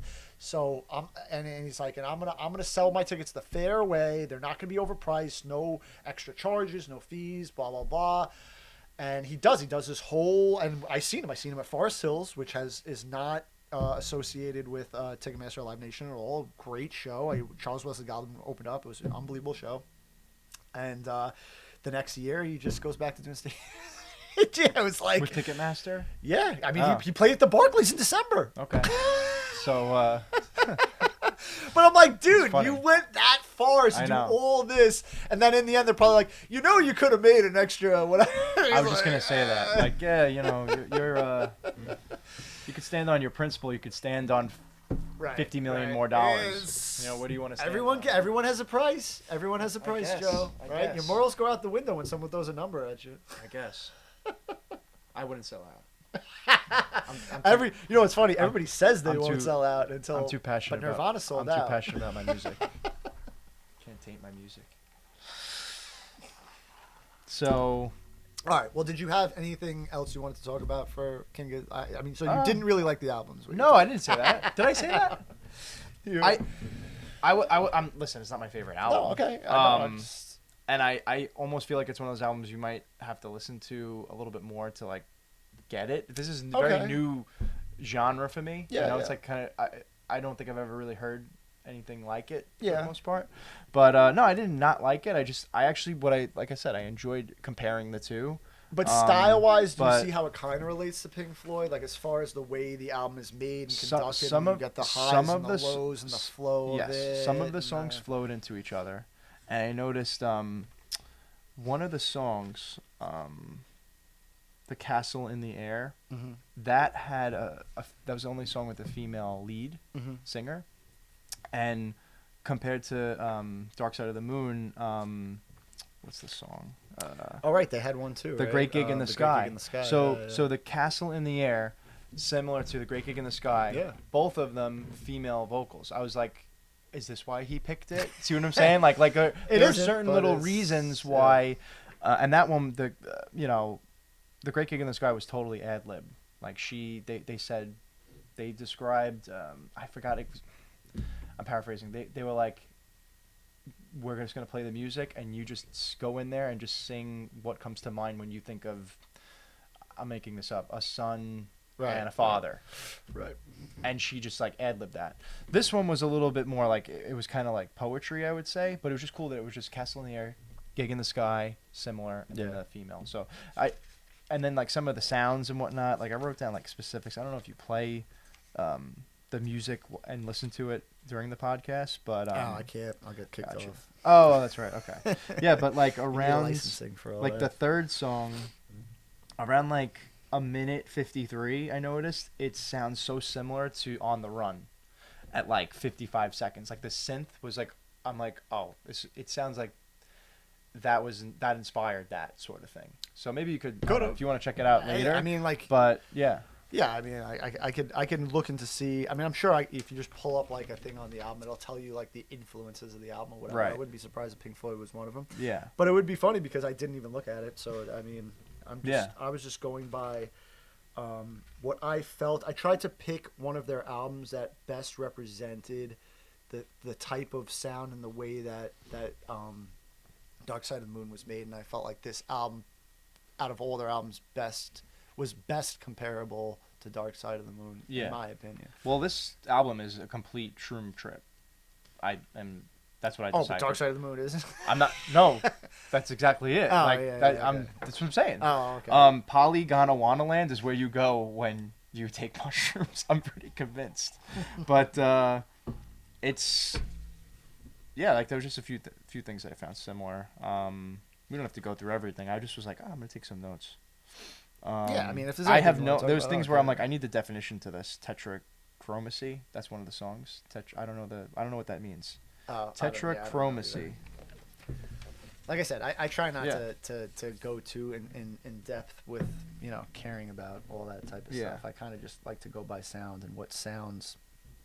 I find it when you don't really care that much about any of the other aspects other than the sound. Like I really try to isolate the sound, and I do it for all genres, not just this type of genre. I do it for hip hop too, where I just kind of go by the sound as far as what I think sounds good. Right. And sometimes like things that you think don't really sound good, it's like it's almost because you can't really comprehend it yet. I've learned. So like, it's almost like saying that, you know, the first time you had a drink of alcohol, you hated it. It's like, yeah, but you're not acquired to it yet. You don't really know what you're tasting. You know what I mean? You taste a new food and you're like, ooh, this is like weird or something. It's the same thing. It's like acquired taste. So it's kind of like one of the things where there's a lot of new music with different genres and different sounds that I haven't heard before, and sometimes it'll take me a while, or like sometimes I'll hear this, I'm like, all right, I don't like this, I'm not gonna listen to it again, and then like maybe a year goes by and somebody like, hey, you gotta listen to that, and I'm like, I did, I wasn't like, no, there's other stuff that you gotta listen to it, and then I go back and I'm like, wow, they were right, I really need to listen to this again. I just couldn't like take it in the first time because, you know, it's new, right? And that's kind of how I felt about this. Like like I said, I need to listen to it more. I think to maybe appreciate it, or and I'm sure like if you dug a little bit into their other stuff, it'll help you appreciate a little bit more. They have like a lot of albums, a lot of great albums too. So you know, if you try to get into some of their other stuff, I'm sure you'll I'm gonna ask you about the rock album, whatever rock jazz one I think you mentioned. The third album? Maybe, I think so. Is that it? Is that you're talking about their jazz album? Yeah. Because I like jazz. It's called Sketches of Brunswick, I believe. Hold on, let me find it.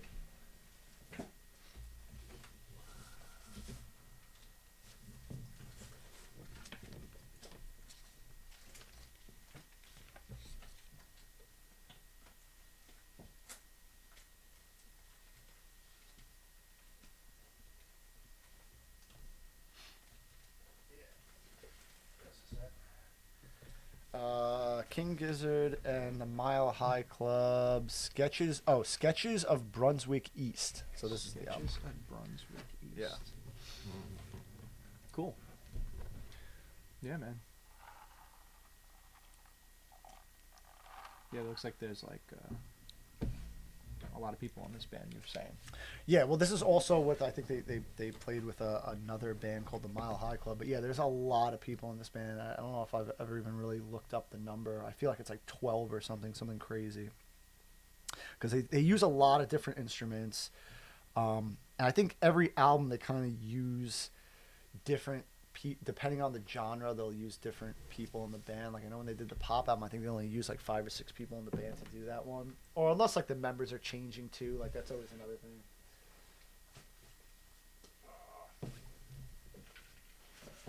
Yeah, but this was cool, man. This was like a shroom trip. They talk. I mean, some of the lyrics, I'm like trying to figure out what they're trying to say, and I think a lot of it was like about ego death and stuff like that. And I was just like, oh, this is cool stuff. Yeah, could be.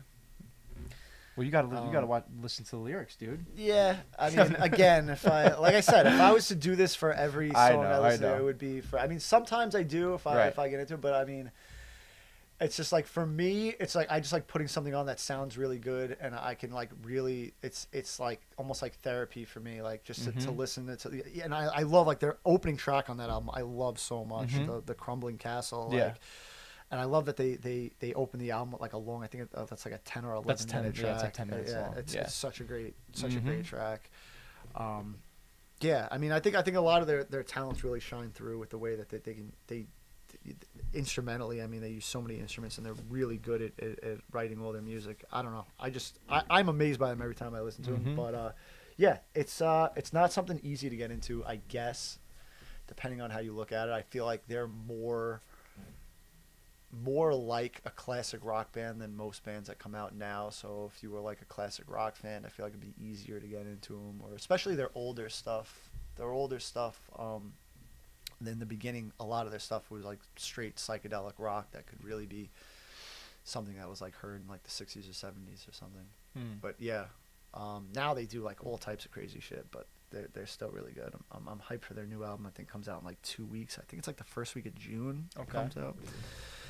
But, on a Friday, just so you know. It's always on a Friday. All the big albums come out on a Friday. I mean, there are other albums that come out during the week, but they're never like anything that anyone ever listens to, though. Like either singles or EPs or something that that nobody hardly ever does a big album come out on a day that's not a Friday. It kind of makes sense. Like I don't know why they do it like that. I was just gonna say, I like, have no idea. like you get the weekend off maybe, and like that's when they think people are gonna like digest an album and have time to.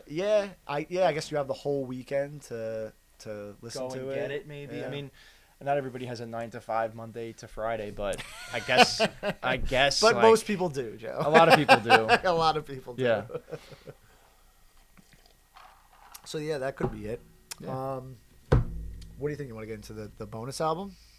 What is a bonus album? Oh, you didn't listen to it? I sent it to you. Dude, I took notes on Polygondwanaland. Oh, you suck. I sent it to you. I'll show you the text. No, I'm sorry. I didn't know there was a bonus. I thought it was just one. No, I sent you another My one. bad. Yeah, I didn't know. You missed the text? I guess. Okay. I guess I was pretty focused, but I guess it's not that focused. Now you're questioning if I sent it. No, you 'cause probably sent it, and I was just I don't know. I could have been doing. You know what? When you didn't respond, though, I should have took that I could as... have been doing a million things. Yeah. Damn it. Yeah, look. Damn it. And Damn then- it. Modus album is, you know why? Because you sent me the album. The album like got me, so I'm looking at the album cover. I didn't see any other album cover. But you so- didn't respond to it, so I guess I should have... that's my bad. No. It's, I guess I should have realized. All right, All whatever. right. But if you want to get into this Sure. album, I'll talk a little bit about this, and Yeah, then yeah, you can yeah. listen to it after since miscommunication. But yeah, I always do a third album now. So this album is... it's a band called the Mars Volta. Okay. And this album is called Francis the Mute. So, this is probably their best album. In my opinion, it's probably their best album. But their style is very it's progressive rock, but it's a lot more. A lot of it is more fast paced. So they also do like dual languages. They'll do a lot in Spanish. They do a lot of like jazz incorporated rock. A lot of different sounds. But this was one of those bands that like I fell in love with like out of the gate when I heard them, just because they were just so out there. But a lot of their songs are weird. They do a lot of those like a song. I'll show you. Mm-hmm. So like this is the song but broken into like 4 parts. Oh wow. And like this is a That's- song that's very broken into unique. like 5 parts. Cool. Like this song, so it's like this is the song, but then like it could be broken down into That's like really even interesting. more. Like I think if you like listen to them on Spotify, like Spotify will break them down Mhm. for you so you can listen. But it plays straight through. Got you. Most of the songs play. At That's least really those cool, man. definitely play. Again, straight another album, another artist that I never heard of. No offense to them. Just No, yeah. You know, I mean, I just- listen, it's. I was actually supposed to see this band how live, you find them. and they were opening for Deftones, and we were supposed to go see Deftones in April, and I don't know, something happened with the tickets. Phil gave me my money back. It was like the tickets never came through. There was some type of error. It was like the day before, and I was so hyped because I was going to see them and Deftones for the first time. And they're from like the 2000s, so they only came out with a couple albums during the 2000s, and then they broke up, and they got back together recently. Their new album is kind of like, it's not like their old stuff. But just to see them live and play some of that old stuff would be Right. really amazing. But when you get a chance, listen Okay. to that album. Yeah, I wrote it that down. album is really good. Well, it's in your My text bad. too. You don't have to write it down. No, I never got it. I don't know what you're talking about. Shit. That looks pretty trippy. Yeah, but it's a really good band too. Well, I tried to stick with the whole progressive Mhm. rock thing, but that was also another band that is relatable, and I really like. And I thought you'd find really interesting if you really like Dark Side of the Moon. You probably really like that too. But yeah, check them out. All right. Mars Volta, Yeah. Francis the Mute. They've got a bunch. I might have another album by them. Into House in the Cold War. Yeah. This was, I think, their first album, Into House in the Comatorium. Mm-hmm. It's a really good album too. Their original band, so I don't know if you ever heard of this band. Their original band was what was the name of it? At the Drive-In. You ever hear of At the Drive-In? So At the Drive-In was more of like they were artsy, but it was more of like kind of like a punk rock band, and then they kind of like got like a little more serious when they did the Mars Volta, and the Mars Volta is really like when you see like you hear like At the Drive-In and then they go from At the Drive-In to the Mars Volta, really amazing jump they made as far as doing different genre and really like putting like the work they must have put into those albums for the Mars Volta is like insane. It's pretty crazy. Which is why I was really hyped to see them live. And maybe now I never will. Who knows? Well, because you said they broke up and got to get back together. They got back together, so they're touring right now. They're on tour right now. I was gonna say I could actually see them. I think they're coming back around. Actually, no, I don't think they're opening for them. Deftones are coming back around in September. I think they'll be in Baltimore. Technically, I can go see them there. I don't know if I gotta look it up again. I don't know if the Mars Volta is still opening for them by the time they come back around. But I'm sure like I can go see them somewhere at some point if I really wanted to, and hopefully they stay together at least for a couple more years, and I can see them live. But yeah. Then there's the other thing where it's like, you always like I wish I could have seen that band live in their prime. Mm-hmm. I wonder if that ever like plays into it, or maybe they just get better at playing. You don't want to be disappointed. Well, yeah, but I just feel like I'll always be wondering like, but what did they sound like in their prime? Well, I guess maybe you could YouTube it to get an idea. Yeah, you could have an idea. That's not the idea. same as being So, there, for instance, man. like let's just say you watch. Let's just say you watch it on YouTube. Yeah. And you're like, oh man, this sounds great. Okay. If you go there and it doesn't sound like that, you know that's not. I think right. regardless, they're live. Whoever it is live should sound better than YouTube. I mean, But I'm trying to say the recording of them live. yes, That's what I mean. I get it. Oh. I get what you're saying, but it's still not the same. It's still I not know the it's same. not the same, but it's just Listen, like a I have reference. tons of live just albums. yeah. They're not going to sound the same as All right, going there so- live is going to sound a lot better. I brought up MTV Unplugged before, right? So if I listen to that for again Pearl Jam, yeah, and then I but go you and- think it would be the same as if you were there at the MTV of course, Unplugged? of course not. Of course not. I wish if I had a time machine. That's my point. But if I go to a concert and I'm like, oh man, this is like this sounds like trash. I know it's not comparable to like what they sounded like in their prime. That's all I'm trying to say. yeah, okay, maybe. I'm not saying YouTube is. I don't know if that. I don't know if that would really. If there's any band that's gonna sound worse, I guess. I don't know. I guess it's hard to. Because I think like you get older and it's like harder to play live. I guess in my head. Probably. I'm like, I think singing goes first, right? Your voice yeah, changes I mean, the most. I don't know. Maybe you get arthritis and your wrists are. I guess. I don't know. Yeah. Or You do just they gotta- like? You just gotta play air guitar and play it in the background. No, yeah, I don't know. I don't know if there's any band that like you would have to like see over time of your life and be like, okay, like they're not as good as they used to be live anymore because they're older. Well, I listened to a live version of Kashmir, but this is from like the 2000s. And I Yeah. was like, oh my god, this is sick. So that was pretty cool. Yeah. I don't know. Imagine. I don't Do know. you ever see the video when Foo Fighters played at Wembley and then John Paul Jones and Jimmy Page came out for the encore and they played they covered Black Dog and Rock and Roll? No. Oh my god, you gotta watch that video. It's a No. crazy video. I saw the it. crowd had no idea this was happening. Okay, that's cool. Like they literally were like they do they're like, okay, we're done, we're gonna do our encore or whatever. So they all like leave the stage and like everyone knows they're coming out for an encore, right? Do like a 4-song encore Yeah. or whatever. But instead of them coming out, Jimmy Page and John Paul That's Jones pretty come out. That's pretty awesome. So what they did was, and now it's even like more sad, but what they did was they had Dave Grohl play drums. Mm-hmm. And they had Taylor Hawkins sing. Okay. So they had Taylor Hawkins singing, Dave Grohl on the drums, Jimmy Page and John Paul Jones on the. It was pretty crazy. Right. And then they just play Black Dog and Rock and Roll. That's awesome. For the biggest stadium on earth, which is Mm-hmm. Wembley Stadium, is the biggest stadium on earth. Right. I saw one where It's a crazy video. You gotta watch it. I gotta write that down. Check that out too. But I saw one where they have somebody's dad passed away and they had the kid playing the drums. No, that's Taylor Hawkins. Taylor Hawkins passed away. That was his kid.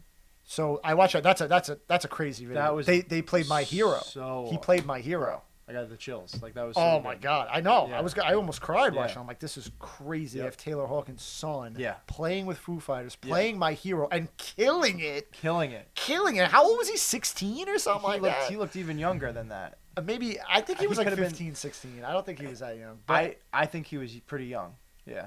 I don't know. I thought he was like 15. But He I didn't mean, even look like he hit puberty. The kid. Okay. Yeah. I don't know. Maybe. How young could he have been? He could have been 12. I thought he was like 13 or 14. I swear. Okay, he was 14. I I don't think know. I don't know. Me at 13 is a lot different than 16. Just saying. Yeah. Okay. All right. Unless you like, hit puberty when you were like 10. I don't know. I or thought he 11. was like 15, 16. Maybe it was 13, 14. I don't know. I'm but open to it was being still wrong. impressive. Either way, it was very impressive I at could how be good wrong. he was. But like in my head, I'm like, the fact that he's even able to hold it together by playing that song Yeah. is wild. Yeah. Like, you know what I mean? Maybe- Like, yeah. I don't think I'd be able to, like, you got to be really prepared.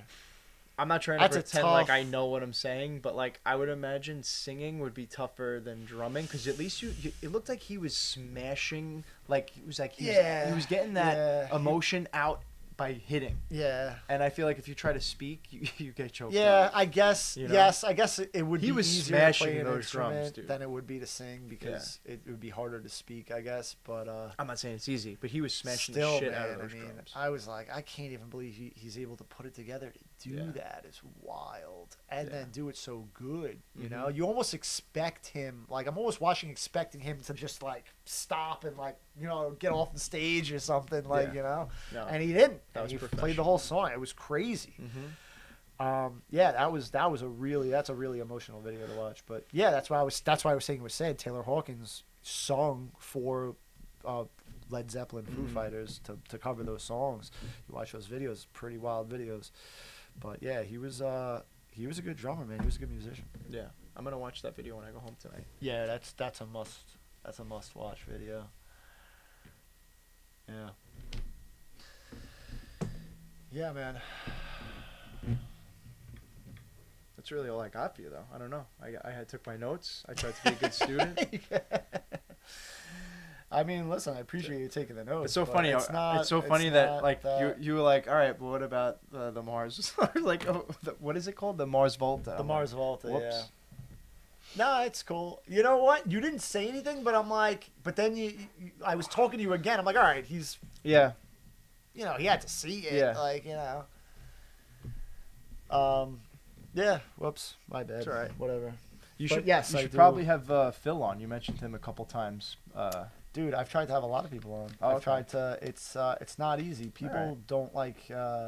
I guess being Listen, just recorded and re- being put online. remember this when you're big.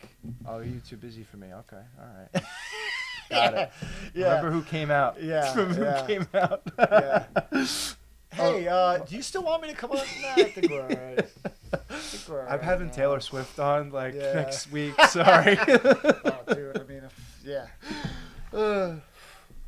Forget it. No, it sucks too because like, you know, there's a lot of people who I just constantly talk to about music, but like won't come on, and it's like Really? even Get 'em you know on. I'm not, and I don't listen. Everyone's got their own thing, and I don't want to bash anybody or talk bad about them, whatever. You know, my friends, I love these people, but it sucks because I think there's like a lot of different things to it. Like one of the things is people don't want to be recorded and be put online Yeah. or whatever, and that's fine.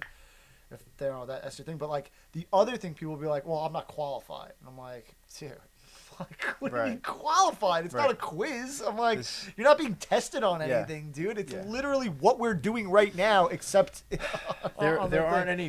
This isn't a college course. No, that you there's need not. I'm like, prerequisites dude, there's for. not. Like, I think people think that like they're gonna come on. I'm gonna like quiz them and like slam dunk on them for like 2 hours. Like, you didn't know that? Like, Right. Well, what yeah. type of fan are you? Yeah. There were definitely I a few told times you, where I was it's like, not I that- don't, I'm not 100% sure who that is, but I'm just gonna go like this. Yeah. Oh okay. no, it's fun. Like, listen, the whole it's like it's a learning thing both ways, right? Like you're gonna tell me a bunch of stuff I didn't know. I'm gonna tell you a bunch of stuff you didn't know, and that's how conversations work. And that's why it's nice. You talk to Mhm. somebody and tell you things that you already know. It's boring. You know that. I mean, that's the whole point of the conversation. It's engaging, right? And it's more engaging when like I can say, all right, I told you to listen to this, and then you listen to it, and you're like, oh, that was good. Like, Right. and now people are like, oh, so it wasn't just him. Like, it's like I'll listen to like now it like Right. now it starts to get like, oh, I wanna try this out and listen to it, and not like I care. I mean, I guess it doesn't really matter. I guess really what matters is people like the conversation, right? Mhm. I mean, whether or not they listen to the albums doesn't really affect me at all. I'm not making any money off these people. It's okay. It's all right. Not yet. I mean, at the very least, maybe at some point somebody will realize that I'm like helping promote their stuff, and then they'll want to come up. Right. You never know. Other than that, it's probably not. Well, I want to go back to what you said earlier, which was like, you do the music for the art, not the money. So. Well, you hoped. Right. Well, I mean, you hope. So you want to make money so you could eat, but you don't need to like you were talking about Nirvana not wanting to sell out. Obviously they got to eat, but they didn't care to be millionaires like crazy. Well, so really quick, my point is do this podcast for the art. Don't do it because you. Don't do it because you don't have to do it because you have 10 million people watching you. The art would be your sons watching you in the future, and whatever happens, sort of thing. Yeah, no, I wasn't trying to make. Listen, a lot of people like make that insinuation, like, oh, like someday you'll get it. It's like that's not really why I'm doing it, though. I'm not doing. Listen, I don't say once click the like button or follow me. I'm not that guy. I don't, and follow on Twitter. Yeah. At some point, if like it got to a certain point where they were like, okay, now you can have sponsors. It's like, I guess I'll have to make a decision when I get there. But I mean, even that kind of feels like you're kind of like selling you're selling out a little bit because it's like you. Do it for the art. I really like that way of thinking. I mean? You're just doing it. Yeah. Well, that's doing it for the art. That's just doing it for fun, right? That's it. And then like it. It's a fun project. It gets people engaged. It's something to do. Now, like, my friends who do like to do it, it's like, yo, let's set up another one. Let's hang out. Let's talk about this. Yo, you know what I mean? Like, so it comes to a thing where it's a fun interaction. Like, and, I mean, the problem I have is, like, I don't have enough listeners to have any feedback as far as, like, people enjoying the content or not. So, like, I have to get to a point where it's, like, the people that do listen are like, oh yeah, you got great content. It's like, okay, but it's a small scale of people that I already know. So it would have to like, I wish there was a way just to like a test run, get people to listen to it just to say like, okay, is the content there or not? Right. Right. Cause if like, I mean, I guess it doesn't matter. Is that how this works though? Is that how this works though? Because like, what are you going to do different?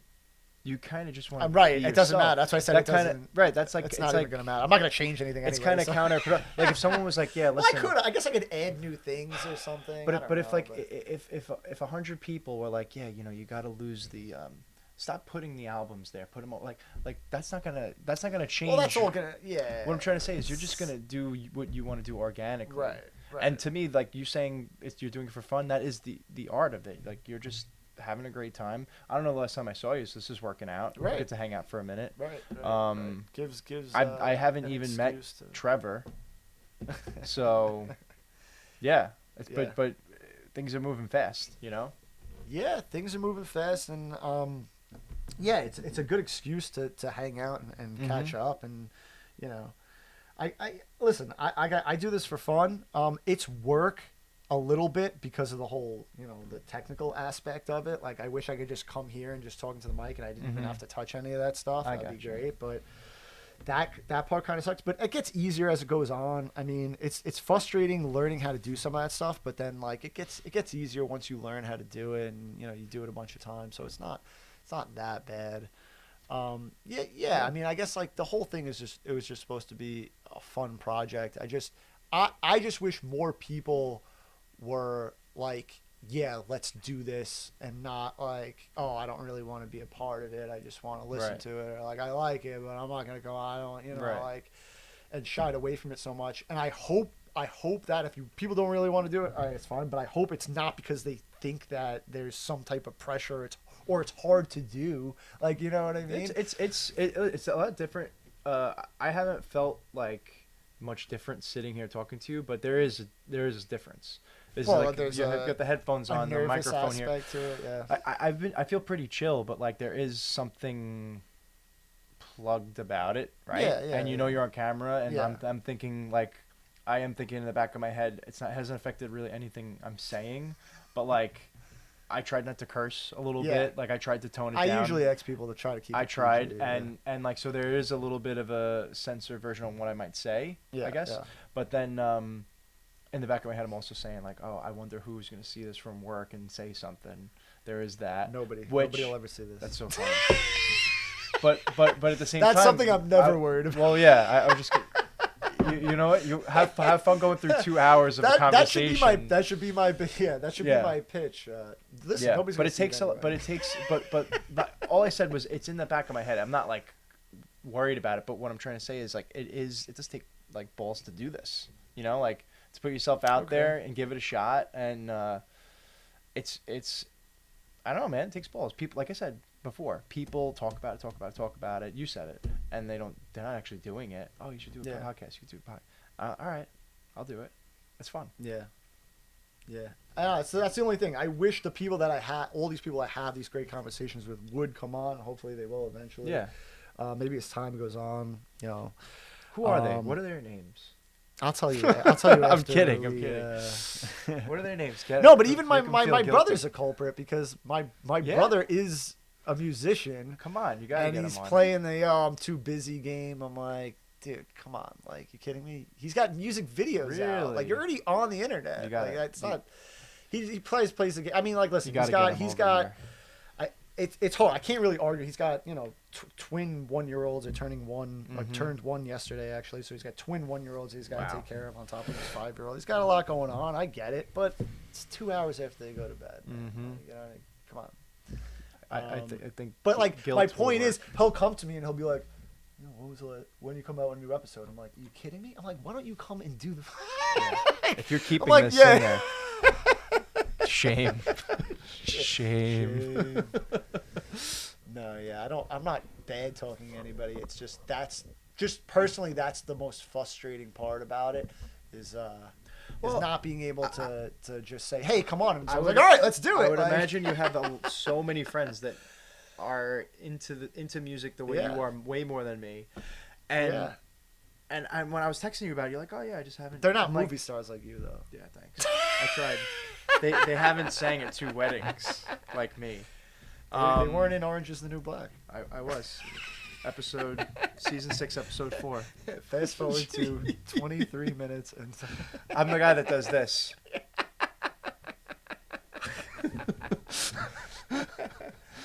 Oh shit. Yeah, no, I know. It's I guess it's a little bit difficult for people to get to that point, but I don't know. I guess we'll see what happens. It's just there's just like a lot of interesting people that have a lot to say that I wish could come on. So hopefully things get easier. Yeah, and they'll come on.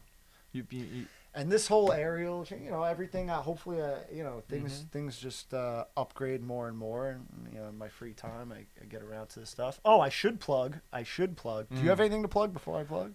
No. Okay. No. You have nothing going on. All right, that was a funny story I was going going to to tell you. What? Well, I was going to say the wedding band that I did. You're doing another show. They asked me to do May 10th, but I have to work. I can't get out of it. It's tough. Okay. Yeah. Anyway, they're called the Morning After. That's the wedding band. The wedding band. Okay. If anyone needs a wedding band and they want to hear an unbelievable version of Creed songs, you could book them. Yeah. Mr. Joe Romeo will be there. Romeo sent you. He'll give you a headshot, an autograph, and he will sing Creed songs. Yeah. No, what I was gonna say was when I talked to you, you want to go on. I told Kristen, and I was like, "Oh, Romeo's gonna come on." And she was like, "That's great. He's got like 1 million followers." And then she goes and she goes, "What did he do?" Yeah. I never had 1 million followers. No, not 1 million, but I think I had a lot more, and I think what did you purge your account? I purged my account. I purged it when I got engaged. Yeah. But you were purging people who were following you. Yeah, I kind of got back to I basically just because you wanted like more privacy. I wanted more privacy, and I just got back. I got basically down to like family and friends. Okay. And then I would follow like some famous people that I liked, but I didn't have anybody that if I never hung out with you and had a conversation with you, went to lunch with you, you weren't following me, sort of thing. I went super private, and I kind of gave that life up. Okay. Yeah. All right. I was trying to be a fitness you almost influencer. With what? With what? Well, right. I would have had everyone on your account. I'm just going. See this? Do you understand how that works, yes, Joe? So I am. I'm trying it from a different angle now. Now I'm gonna start playing guitar and sing at weddings. Oh, okay. So I'm not trying to do the fitness thing or the movie star thing. But I don't. So what do you mean Yeah. you're not doing the fit? So you don't do anything fitness related Oh, anymore? I work out, but Well, I I don't, know you work I don't, out. I I don't think you I quit don't working out. I don't post or take videos anymore. I just kind of do it for me. So you Yeah. don't right because you were So like I had a sponsorship with Right. Metrex and then Yeah, Body yeah. Fortress and that was cool. I wasn't really getting paid, but like they would give me free stuff and I had to take a video every once in a while and post it. And you know, I have a lot of friends that reach out and were like, oh yeah, like I miss your workout videos and stuff, because I would just post you know, but at the same time, like I was 100%. Well, that's not the right percentage. There was a percentage of me doing it because like I'm like I want girls to look at this and I'm Right, gonna, right. and I'm going to acquire somebody's gonna go out with me because of this. Okay. And once I got engaged, I was like, I felt a little, I can't do this shit anymore. This isn't becoming of a husband to be flaunting himself. Where it wasn't just that, it was also like, here are some great workouts, and guys had texted me like, hey, thank you for the help. Like I lost 100 pounds. Like I had some stories like that where people like you inspired me. I'm like, I imagine. like that's amazing. Yeah.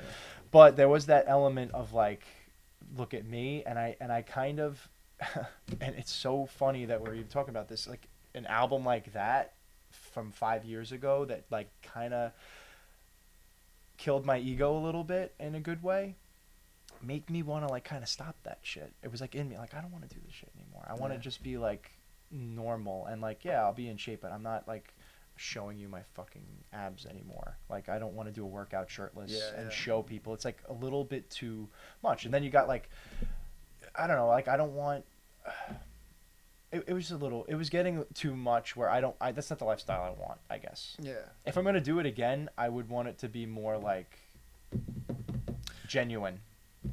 Okay. More like, I'm not going to like, I don't want to show off or try to be showing off. And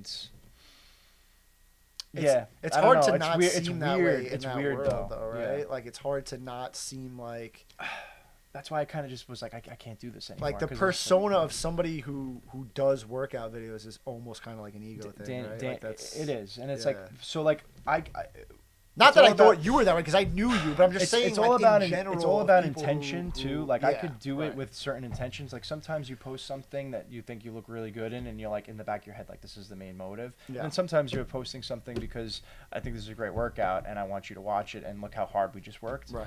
But I forgot where I was going with that, but like yeah, like I didn't want to really do any. Oh, that's where I was gonna go. I remember I deleted a lot of stuff too, but I remember like trying to like talk into the camera and like hey guys, and I literally, that shit makes me want to puke. Like, hey guys, so this is what we're doing, and I'm like, that's not me. I don't want to be a tool. Like, I don't like that. Right. Hey guys, so this is what we're doing today. I want to talk about mental health today. Like, who the fuck am I? Like, it's like I shouldn't be doing this. Yeah. I shouldn't. I meant it at the time, but it's cringy also. And I was like, I can't. I don't know. But do you pursue acting still, or you're done with I that, or? still pay. I have my SAG card. Yeah. So I'm in the union for it, and I pay a a bi-yearly fee to stay in. Okay. In case I ever want to do like, maybe I could do a commercial one day or something. Okay. Or. But you don't actively. But pursue, I'm not actively pursuing you're not it. doing, like, So auditions or anything like that. So like I was supposed to be on a very famous reality TV show. I don't even know if I should mention it now. That's up to you. I don't know. I was supposed to be on the Bachelorette, and I was so close to being on it. And long story short, they cut me 4 hours before the first episode was supposed to air. Yeah. And this was at a very, very difficult time in my life. Kodo had just died. My grandmother had just died, cancer. Like, and I was like, this is like a light. This is something that's happening for me now. Like, things have been getting taken from me, and now things in another way are opening up. So I'm gonna give this a shot. And I never expected, like, Captain Brown at the time. Like, he was our captain. Yeah. And he was such a tough guy, and he was like, I didn't expect him to like take kindly to this idea, and he was like, you need to do whatever is good for Joe Romeo right now. And I was like, wow, like I didn't expect him to say that. and he like gave me like his stamp of approval, like if this is what you want to try it out, because this is a ridiculous thing to do generally, and then also with the job that we have, it's like a little bit militant and not normal. So whatever. Long story short, I did so much to get off for this, and then they cut me like I was just some loser, like it was me, like I was a meaningless little ant that they could just crush, and I had to do so much to get off for this, and then so much had happened to me, and I'm like, man, that's really fucked up. Like, I don't want to be surrounded by people or surrounded by an industry that treats you like you're garbage.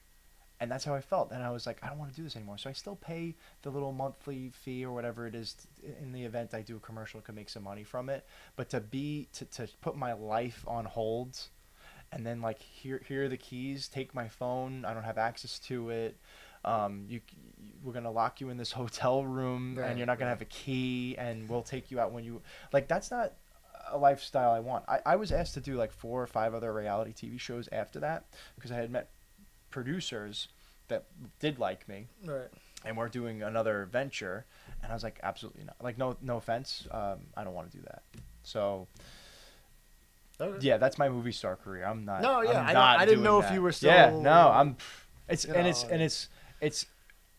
I was just gonna say I'm not sore about it. Obviously, you could tell I'm not happy well, about that it. listen, But like, that, but it's like it was a life lesson though, and yeah. I'm like, I'm happy with not having done it, because there's no videos, and whatever way they could have portrayed me isn't out there, and I want to pave my own path in life. I don't want you to direct me and tell me what to do and how to look, and oh, we want you to show up shirtless and you're going to be the only guy that's shirtless there. I'm like, no, absolutely not. I'm going to look like an idiot. I'm going to look like a tool. Right. Anyway, I think that you do what you want to do, and you follow your path, and that's it, whether it's popular or not. So, Yeah. that's No, it. listen, I'm glad you're happy doing whatever you want to do. I was just curious because I know you were in Orange Is the New Black, and it looked like you were trying to go in that direction. Yeah. So I didn't know. I knew obviously that whole scenario happened, and it was like a very hard thing to go through. And obviously I knew you were upset about it, but I didn't know if that was like the turning point where you were like, all right, I'm done with this whole thing, for the most part, you were still trying to say, hey, let me talk to people and maybe not do. I don't know. For the most part, if someone was like, we take you seriously, as say the scripts, like, let's see if you can actually act. Yeah. If they gave me an opportunity like that, I would give it a shot. But like, to do a reality show, you couldn't pay. I mean, talk about having a price. I would rather make whatever I make now. There's nothing I need that you can give me. Right. And I would never do that ever. Yeah. I mean, the reality shows are tough. Yeah. But, all right. Yeah. I mean, listen, whatever. I think do whatever you want to do, man. It seems like you're doing all right. So I'm fine. I don't think you have any. This hobby, if you were saying you want to pick something up, dude, pick it up. It takes 30 minutes every other day. It doesn't take that much. Just if you want to like be slash, it does. But like, if you just want to like mess around, it's fun, man. Yeah. I probably will at some point. I'm you know what? I'm trying. I've always got my focus in like different places, and like I said, it's hard. Maybe one day you'll understand when you have kids, but like, it's just my head is constantly all over the place when I'm home.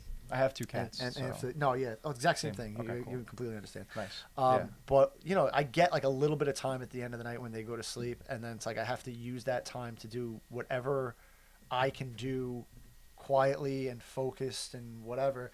And I chose to try to use that time to start reading again, because like, I used to read a lot, and I think I stopped for like 10 years. I don't think I ever read a book, and I think like when I stopped, I had read like 15 books in that year. Right. Like, I was like super into it, and it was something I really like to do. And it's one of those things where I feel like it makes you smarter. And then I also feel with this, it helps you talk better, because like your vocabulary becomes bigger. Just altogether, I think it's a good hobby to have. So I started to get back into that. So that's like my new thing. So like now, I put the kids to sleep. I'll, brush my teeth, take a shower, and then I'll read for like an hour or so, and then maybe watch a show before I go to sleep. Okay, pass cool. out or whatever. So that's like what I'm that, and like of course I'm into the whole. I'm trying to remember if I talked to you. I just into like the whole health thing now. Mhm. Like I was talking. Did you ever listen to Gary Brecka on? I talked to you. I've about the Gary heard. Brecka thing, right? Yeah, I think I heard The him first on episode Rogan. the first and, episode because he just did another episode. So now I'm like, And oh, I liked a lot of what he was saying, and then some of the stuff I just wasn't vibing with, to Yeah. be honest. And yeah, I always I don't want to shit on people. Like people are gonna shit on me for a million reasons. So like I'm not yeah, from a pedestal, but like I if someone is gonna talk about health, how healthy they are, and like this is, I'm who you should be listening to. You can't have a plastic face. You can't be Botoxing yourself. He's oh, you think he's Botox? he's like or face. I don't really watch He's him, like so I don't really this. know. Oh, and yeah? I'm like, that's not the image I have of like a health guru, of this Hollywood face. Yeah, I mean, But, obviously, that's just one thing. Obviously, I wouldn't buy into any of that, but yeah, Yeah. I mean, I don't know. I'm trying to. So now I'm like, re-upping all my vitamins and doing Yeah. all that stuff, and Yeah. trying to get into a good routine with that. I just bought a new vitamin. I didn't start taking it yet, but I heard L-theanine. Oh, I've heard It's of an that. amino acid. Yes. So, So- I just Yeah. that was one of the things I got was the essential amino acids. Okay. I just started taking essential amino Yeah. acids and then the fatty acids because I wasn't taking any of that stuff. Yeah. Yeah. I'm gonna maybe start taking. I'm gonna take this when I get it, and it's supposed to be good for sleep Yeah. and also like steady energy when you are awake. So just, Okay. it's an amino acid. So Yeah. you gotta give it a shot. But I have a theory on taking vitamins and supplements that I've never heard from anybody else. But I don't think you should take like a vitamin. You know how they're called like daily vitamins or daily like. You I mean don't- like a multivitamin? Multivitamin, Yeah, like yeah. daily multivitamin, Yeah, like you'll yeah. see daily in there. Yeah. And a lot of people take vitamins every day, and I don't think you're supposed to take vitamins every day.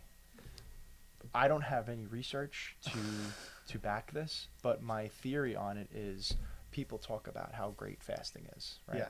So if fasting is really good for you, and I believe it is too, like just from experience on how I feel, okay? There's a lot of data on it, whatever. If fasting is really good for you, doing a whole 24-hour fast or a 2-day fast, 3-day fast, if those things are good for you, then you wouldn't be getting your vitamins in on the days you're fasting. Mhm. So my theory is you should, when you're fasting or whatever, you should fast Mhm. because you're not supposed to be getting anything in. Drink your water, okay? And then on that third day or that day after the day you eat again, have your vitamins, right? Yeah. I think you'll absorb them more efficiently because like that's what your body's craving, as opposed to like getting hit with it every day. And like if you look at the percentages, Because then it's almost like you're eating. you're almost like you're eating. Yeah. Like if fasting is the benefit, shouldn't I be not consuming anything? Those vitamins would come from the form of food. Right. And if I'm fasting and that's so good for you, why am I taking these vitamins? It's just a theory. Yeah. I mean, don't- you I don't could be know. right. I don't People know. ask me that a lot actually about the fasting thing because I've heard about the 3-day, 5-day fast. Yeah. That's how it's unbelievable for your body if you could do like a 3-day fast or whatever. And people are like, well, what about if I take like vitamins every day? And I'm like, I don't know. Yeah, I Like, don't- is that I don't- canon? It doesn't. Well, so there's two ways of looking at it. Yeah. You're not breaking. You're not breaking the fast because you're not breaking getting your any fast 'cause calories. you're not eating calories. Right. But my point is, you wouldn't be getting these vitamins if Right. you were fasting. But I don't So- think the point is to not get vitamin. Like that's not the point of the fast, is it? The point of the fast Well, is I'm just thinking about it from like you're not this- feeding this- the this like this view of it. Fasting is like an old is 1,000, 2,000, 3,000 year old idea and concept. And then Yeah. if it's so good for you, all I'm trying to say is that's not when you're getting your vitamins in your fasted period. You're going to be getting them when you finally eat. So I would just imagine taking them like 3 times a week could be more beneficial because you're not bombarding your body. You're giving your body a rest from any sort of processing and letting it do what it has to do. And now you introduce the food and the vitamins all together. It's just an idea. And that's kind of what I've been doing. And I feel fine. I actually feel great. I don't know if I feel better than when I was taking them 7 times a week, but you're also, Well, how often are you fasting? well, I used to, I do intermittent fasting, Okay. and every once in a while I'll just skip a day, Oh, okay. sort of thing. I don't like. I have Yeah, but experimented. you're only not taking the supplements on that one day you skip, well, or like this theory that you're I'm having days where you're eating but not taking the supplements? I'm still not taking. I'm not taking my vitamins 6 days a week either, because Okay. I kind of in my head I'm like, you wouldn't be getting 1,000% of biotin and vitamin A every day. You know, see what I'm saying? So like, just Well, I don't take think it like that's 3 the times a argument. I week. think the argument is maybe you should be, but you're not. I don't know. I don't know either. I wish there was easier ways to test your levels of all this stuff. I mean, it's like none of it's covered by insurance. and Well, it's- yeah, I go to get my blood tested. It's like, why don't tell you why anything. isn't I've I gotten can tell you why, but that's a whole other conversation. All right, fine. Yeah, like it's just like a basic blood panel, and it's like, oh well, Yeah, if you didn't test this specific version of vitamin A, oh that's why you're Right. you're, I don't know. It's like they blood test you just to tell you you're not about to die. Anything else? Yes. No, I Yes. can't tell you anything else. Yeah, but like, I you'll think- live for another day. like your testosterone, things like that should you should know Testosterone's a your big thing, hormones too, should yeah. be checked. Yeah. No? Yes. But whatever. That's I don't know. another I think important this is thing. what you were talking about when you went on a tangent with Zach, and you were like, I had to What? cut certain things, so I don't want to. No, I don't want to like. No, that go was my. over. So that was my second. I'll tell this story. The second podcast I recorded, which you could listen to, it's me and Shay. We recorded. So you said you talked about aliens.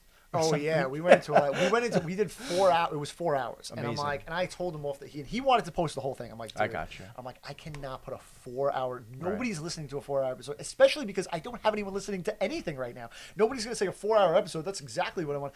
I'm like, dude, I have It's to so cut it funny, down. man. I was like, listen, I'm gonna cut it down to just the parts where we talk about music. And Right. surprisingly, there was still 2 hours. Yeah, that's so. Which funny. is a lot I mean, out of it. it's good.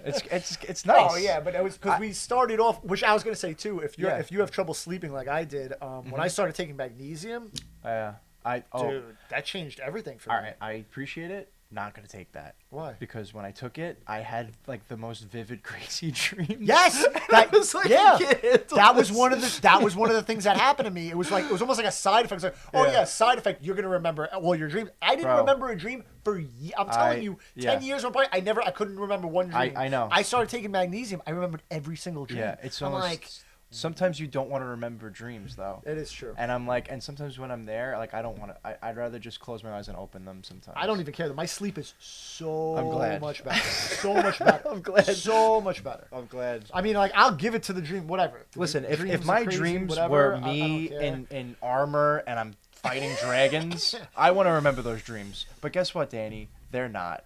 They're not. I'm usually I'm usually punching someone and they're not even feeling the punch, like it's in slow motion. Yeah, you can't reach or them. I'm running Oh, or just I'm running miss every away. time. Like I Yeah. don't know. You can't run. Yeah. Those are my dreams sometimes. Yeah. Well, okay. Fine. But I'm just saying magnesium Try did some change the way. magnesium. Yeah, maybe. It was really. All right, really really back monumental. to the music thing. Oh yeah. Sure. I think What's the music? that you really need to, because this is your life. Yeah. You really need to try an instrument, I will. because there. I'm not saying you're gonna. If you could start Listen. creating music, great. But when I was 17, right, the first song I practiced on my own and learned and read the sheet music for was November Rain by Guns N' Roses. When I played the first chord, I started tearing up because I was like, this is one of my favorite songs, and I'm actually like, that sounded exactly like the song, and I couldn't believe that I just like kind of made that happen. And if that's how I felt, and you're, I think, compared to me, like you're a music guru, you're gonna appreciate that like even more maybe. Yeah. It's fucking cool, man. No, I don't doubt it, but I just I'm balancing my time, and I'm not saying those. you know what it is? I jump on a lot of the things that like I have like an urge to do because I feel like I don't want to miss out on something I really want to do. And doing this was one of the things where I'm like, you know what? I'm just gonna do it because you know when it gets in your head and you just keep thinking about it and I'm like, it's just like, all right, I just gotta do it. Like I can't think about how great it would be if I did this. I'm just going to do it, you know? And I don't have that right now with playing an instrument. And I'm sure if I do, I'll jump on it. That's just always like in the back of my head, like, oh, you know, I wish when I was younger, I would have took the time and learned something, it'd have been cool. Right. You know, just to be able to play. You know, somebody could whip out a guitar and start playing a song. I'm like, that's a cool thing you Yeah. can do that I'll never be able to do. But Right. no, eventually. I mean, listen, right now I got a lot of things to focus on. I'm juggling a lot of things. I'm not telling you to do Don't it tomorrow. pressure me into something else, I man. am just planting a seed. That's it. Yeah, but no, yeah, I hear you. Yeah, I try. That's one of the things, and I hope me doing this like is like one of the things that people are like, oh, you know what, he went after it, I should go after it. So I was trying to tell my friend to get back into one of my friend Shay, who was on here, as I was talking about. He was doing stand up comedy. Oh, sick. And since I think it was like since COVID, like he basically stopped. But it's like he always tells me when he comes to New York, he was like, if you find an open mic, I'll do it. I'm like, you'll just do an open mic. He's like, I got enough, I can do it. I'm like, dude, you need to start going back to the clubs, bro. I'm like, what are you doing? I'm like, you could do random open mics. I'm like, doing it, because he did like a 15-minute set and it was pretty good. I'm like, get back into it, man. Oh yeah, but he doesn't care. That's awesome. Dude, he's the type of guy, I'm not even joking, like where he needs to be is like on a sketch show like SNL or like a Key and Peele type thing, because he was videotaping sketches that he wrote and acted out when he was like 6. He's got these videotapes. He costumes the whole 9. Right. I'm like, dude, you've been doing this forever since you were 5. I'm Right. like, you gotta get into like, I mean, it's Right. it's like it feels like such a missed opportunity that he never was able to like take it to the next, like just like run with it, I guess. But I mean, like, I know it's hard, you know. You want like everybody wants that full-time job, that easy paycheck, so they don't have to take any like crazy risks in life. But I'm like, if anybody could do it, like he should be able to jump on it. But before I forget again, what I was gonna plug before, I gotta bring up the date. But they're doing the vinyl fair at Flagship. Have you ever gone to it? Oh yeah, I've been to Flagship a bunch of times. No, well, so every year they do a vinyl fair. This year, May 18th. So May 18th, 11 a.m. to 5 p.m. I'll be at Flagship Brewery for the Maker Park Radio Record Fair. I'll have my own table, selling whatever records I'm trying to get rid of, because I've got probably like 600 I'm trying to sell. Dude, I couldn't even keep them here. They were too much to keep here. We wouldn't even be able to sit here. I have like just cases and cases I'm trying to get rid of. So yeah, if anyone wants to come check it out, May 18th, Flagship Brewery, they're doing the vinyl fair. And you plugged all your stuff, right? I'm good. Your wedding band. Yeah, my wedding band. Let me see. I just want to see if I was free on the 18th. I could come by. I'm not even free. I still have to get off work on the 18th. Okay. I'll be able to do it, hopefully. I'm actually going to be doing a gig in South Carolina. A gig? No, I'm just visiting my parents. Oh. We just went over this. You told me you didn't have any gigs. Oh yeah, your parents are in South Carolina now. I forgot about that. How do they like it down there? They like it? They do love it. They love it. They're chilling, man. Nice. In retirement mode. Nice. Yep. Nice. Yeah. All right, dude. Let me get out of here. It's late. Yeah. I got an early morning. Thank you for coming on. I appreciate it. Hopefully you want to do this again, because I like reoccurring guests. You know, you get if you want me. of course. Yeah. Whenever you want to come hang out, just give me an album. So I tell them, I'm like, listen, let's do another episode. I'm like, give me an album, and we'll start the process. Right. And you come hang out, and that's that. All right. It's not it's nothing crazy. It's Definitely. I try to get like guys who want to come back on, like the couple guys that I have come on. I'll try to do like once a month with them. So it's like once a month we get to meet up, hang out, talk about music. Sounds good. Shoot the shit, whatever. Yeah. But again, thank you for coming on. I appreciate you. I appreciate it, Joe. And until next time, see ya.